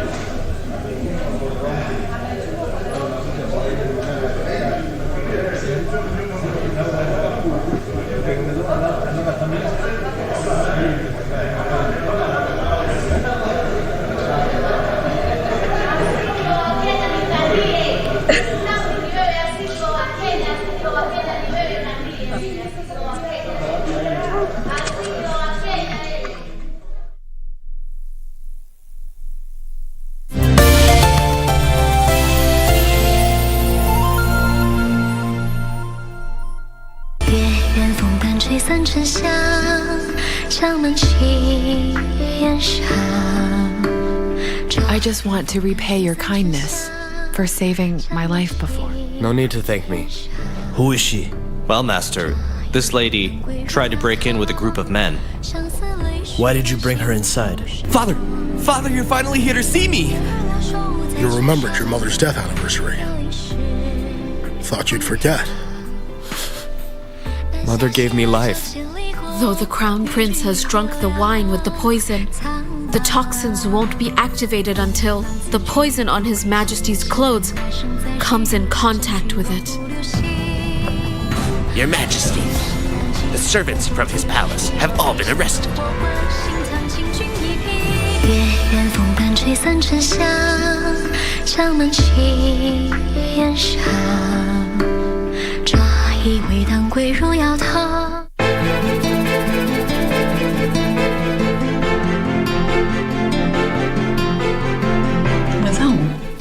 Mwenzangu Dingo, this is my house. It's not a big deal.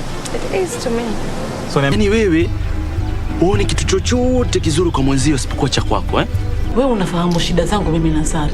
Yule mwanamke ameniweza kwa sababu ananitatiza. Sijui nimfanye nini yani. Boss, Maya mpotezo mkufu sasa ndio tumeuchukua. Dingo! Tafadhali fanya heshima na watu nakwao. Sikiza, niko na shughuli na yeye leo.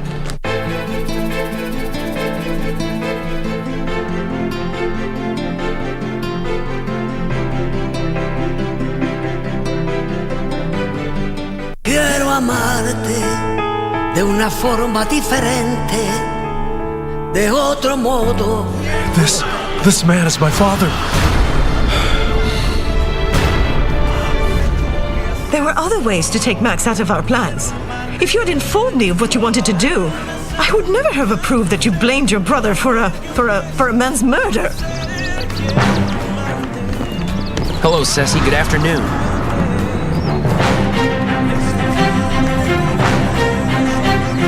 Yvonne, what are you doing here? Liana, don't tell me you two are accomplices. Because we are. Amaya is not what she has been pretending to be. She is the victim in all this mess. Mr. Maximiliano Montesinos will be charged and detained. He will be sent to the penitentiary, where he will await his trial and be sentenced by a judge. Quiero amarte de una forma diferente, de otro modo, nunca igual al de otra gente. أفمن شرح الله صدره للإسلام فهو على نور. Allah subhanahu wa ta'ala ametuamrisha tumpwekeshe katika ibada na pia tufuatilie maamrisho yake. Bismillahirrahmanirrahim. Idha jaa nasrullahi wal fath. Akiwa anaongelea uzuri wa maisha ambayo watu wanayamaliza, vijana wamemaliza maisha yao hawamjui Allahu tabaraka wa ta'ala. Tashhad ahadith an-nabi bis-sahihin yaqul man yakfa al-huquq al-yatama ana ma'a fi jannati Allah kahatin.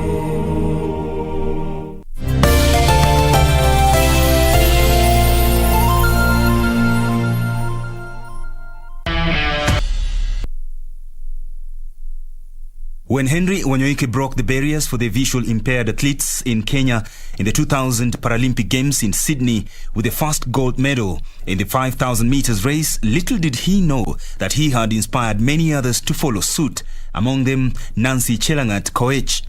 Nilipenda juu nilisikia Wanyoike anakimbia na niti 11 totally blind. Nikasema si hata mimi ni totally blind. Nikianza si nitakimbia hata mimi kama Wanyoike, na nikaanza ukweli na nikakimbia kama Wanyoike. 1500 meters T11 complete visual impairment. Nancy Koech, who's actually been guided by her brother. Nancy will be taking part in her second Paralympic Games in Tokyo, having made her debut in 2016 in Rio, Brazil, where she finished second in the 1500 meters T11 race. She has graced other international events as well, including the 2019 World Paralympic Athletics in Dubai, where she won a bronze. Nilianza 2016 kukimbia. Na tunakimbia na brada yangu. Na nikatoka hiyo 2016. Nikaanzia Tunisia na Morocco na nikaenda Olympic. Nikaenda kushika namba 2. Kutoka hapo nikaenda Dubai 2019. World Championship nikashika namba 3. Kutoka hapo tena nikaenda Tunisia nikashika namba 1, na nikaenda Morocco nikashika namba 1, nikakuja na gold. And it's Chen Jin who leads to China, ahead of Koech in second place, and Chen Jin is bolting away and there's been no immediate reaction yet from Koech. The para-athlete who competes in the 400 and 1,500 meters T11 races will only focus on the middle distance track event in Tokyo. Nakimbia 1500 na 400. Lakini saa hii nakimbia 1500 peke yake. Siku kata 400 nilikuwa nimeenda Dubai. Siku ingia final ikabidi nibaki. Nikakata kwa 15 2019. Nikakimbia hiyo 15 sasa. She is all grateful to her brother Geoffrey Kiplangat Rotich, who is also her guide for showing her the way when she had no idea about her future. Kwanza mimi nilikuwa nakimbia nikiwa secondary. So niliona yeye maybe iko kwa term. Ndio nikajifunza yeye, ndio akabenda, ndio akashika line haraka. Tangu tulipoanza mazoezi nilianzia yeye akiwa bado ni atajua maneno ya ambio, but imekuwa changamoto mpaka tumefikia wakati kama huu, but nilimotivate yeye mpaka akakimbia vizuri. Niliwaambia kuna wenye wanakimbia ambaye hawezi kuona kama yeye, ndio nikafunza yeye polepole, ndio akapenda, ndio tumekimbia na yeye vizuri mpaka wakati huu. But she's well out in front. Big move to the outside by Nancy Koech. She's not as close as she thought she was, but obviously they're trying to gear something up. But she's adding a little bit of extra distance to that 1500 meters. The duo are determined to make sure they bag the much-coveted gold in the Tokyo Paralympic Games, with Nancy looking forward to better her personal best too. Tumetrain kabisa, hata mimi nimejiandaa kabisa. Nikienda huko nitaenda kukimbia vizuri. Tunashukuru serikali kwa sababu ametusupport sisi tuende kama mapema. Last Olympic tulikimbia na yeye tukapata silver.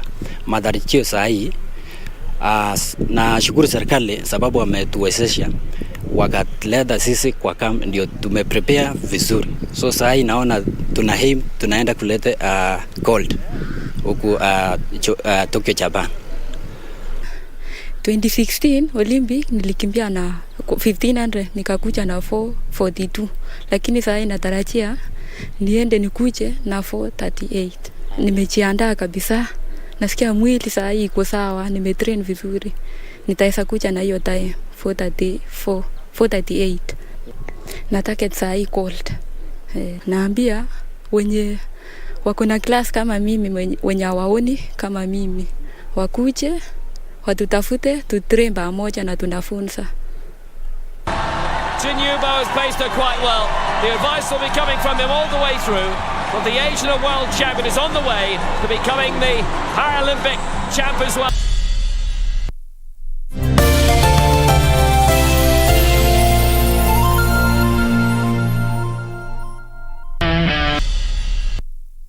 I do my head toss, check my lips. Baby, how you feeling? Head toss. Vincent Kiprono Mutai will be making his debut in the Tokyo Paralympic Games, where he is expected to do well in his favorite field event, the long jump. I'm a long jumper, African holder record. Ya mazoezi sahi niko sawa. Tunaomba tu Mungu atupe afya nzuri na nguvu. The para-athlete not only competes in the field but track events as well. That is the 100 meters and 200 meters T4 races for those with upper limb. Ndio niliqualify nayo, so najaribu sasa ku maintain. Juzi tulikuwa I think ilikuwa February Dubai, which nika break African record hapo na nikashinda call tena. So saa hii naomba Mungu tu anipe afya nzuri ili at least nilete nchi yangu medali. Yeah. He has been outstanding in these events, with 2019 being his most outstanding year. Nilianza hii mchezo ya Paralympic 2015 nikiwa form 1. Hapo ndo nilienda race yangu ya kwanza 400, nikaenda Congo. So hapo ni sikuwa na experience yote. Sasa final likawa number 4. So mwenye alintroduce ni pesta yangu anaitwa Keyo. Anachezea club ya fulani Kotaki amputee football. After hapo tukaenda juzi in 2019 juu nilikuwa shule nikaacha kidogo. 2019 sasa nikajitokeza nikaenda Morocco. Nikaparticipate for 3 events. I managed to be number 1 in all events. Ilikuwa 100 meters call, long jump call, alafu 200 call.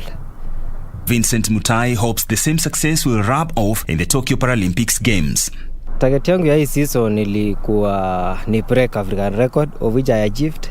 Sasa achievement yangu yenye na target, naomba Mungu tu anipe nguvu, of which if ikienda sana tuseme papaya, nitakuwa among the standing kwa medal ceremony.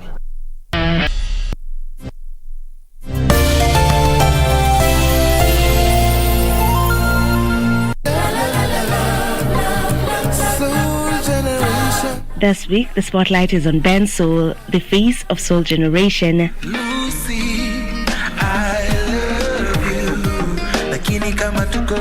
The artist is a multi-instrumentalist, talented songwriter, and soulful singer. The versatile musician has hit singles like Lucy, Forget You, favorite song under his belt. I love you like the sunshine in the morning when I'm yawning, like the scent of love. Catch Ben Soul on Easy Friday at 9:45 p.m.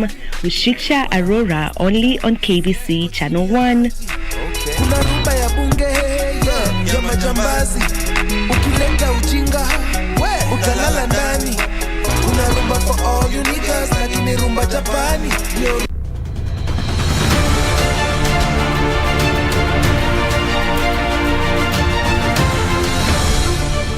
Rais Uhuru Kenyatta amekuwa katika mstari wa mbele kutekeleza mabadiliko kwenye sekta ya elimu nchini Kenya ili kuwapa watoto wote wa taifa hili nafasi ya kuboresha maisha yao. Wiki hii kwenye Project 254, quality education systems cannot be realized without enhanced domestic finance, and the focus therefore is on governments to dedicate on this mandate.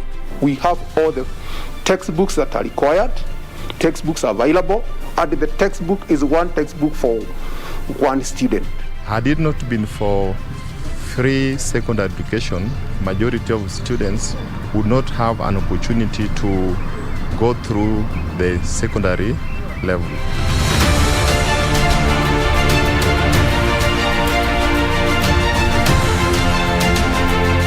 Wiki hii.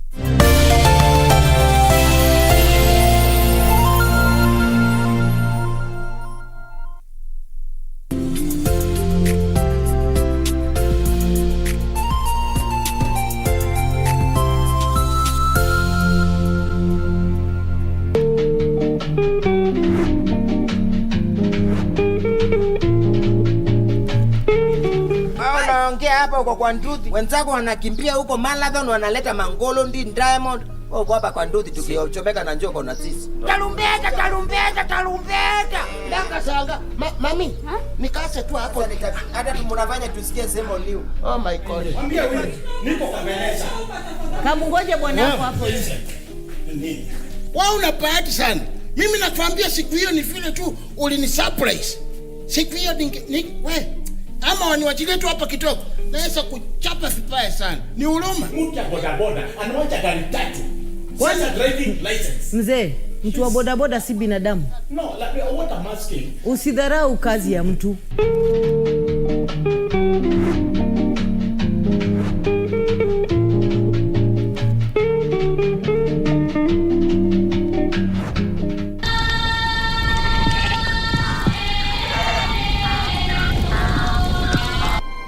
In the beginning, there was the Word, and it was all. Then there was the light, and the world was revealed. With his gifts, war, love, power, death, faith.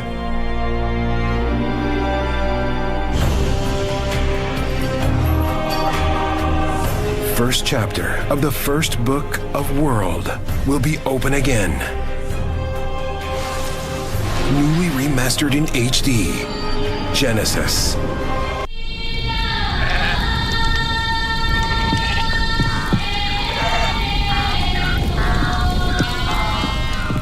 What does this number mean to you? A pack leader? A winner? Or just a number? To us, it means freshness, boldness, vibrancy, and heritage. That's why at KBC Channel 1, we make it easier for you to pop up your family entertainment to a fresh, exciting, and colorful bouquet.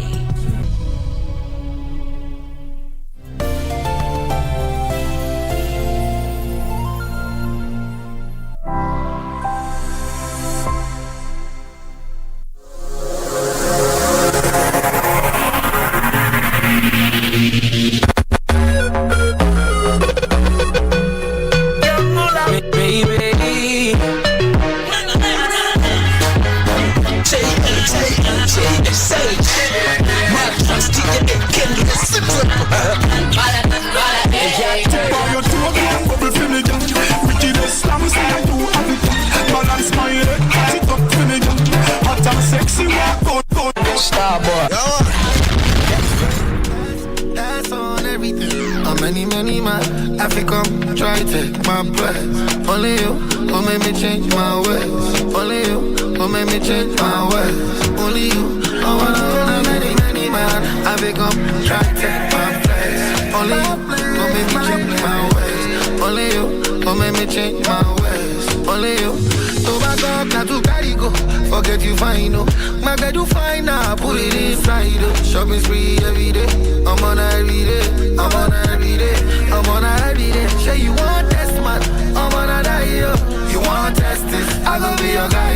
Shopping spree every day. I'm on every day. I'm on every day. And that's on everything. Keep bending it up with the vibe, yeah. Me like it's letting me the wife. Articulating, said she's trying to ride. I told her make a bitch, she gon' be mine, yeah. Bring me in your love and you better not die. Everything I'm on, shawty say she on. She it on, panties in a bunch. Don Corleone, yellow diamonds like the sun. I caught her what you need.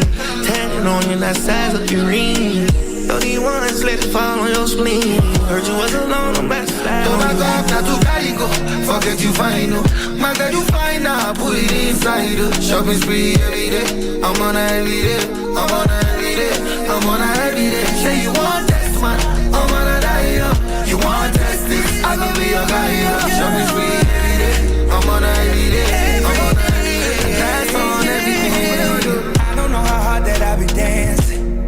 Baby, you keeping up with the swing. You nigga gonna leave you. Don't lay that bed down. We can leave now. Thought you would find a nigga that's real. You start to like it, it's how you feel. If you get excited, that's what it is. And you fall in love. In your drawers, I'm soaking up. Bite down. I just wanna taste you. Lights it's out. A party. Your body right now.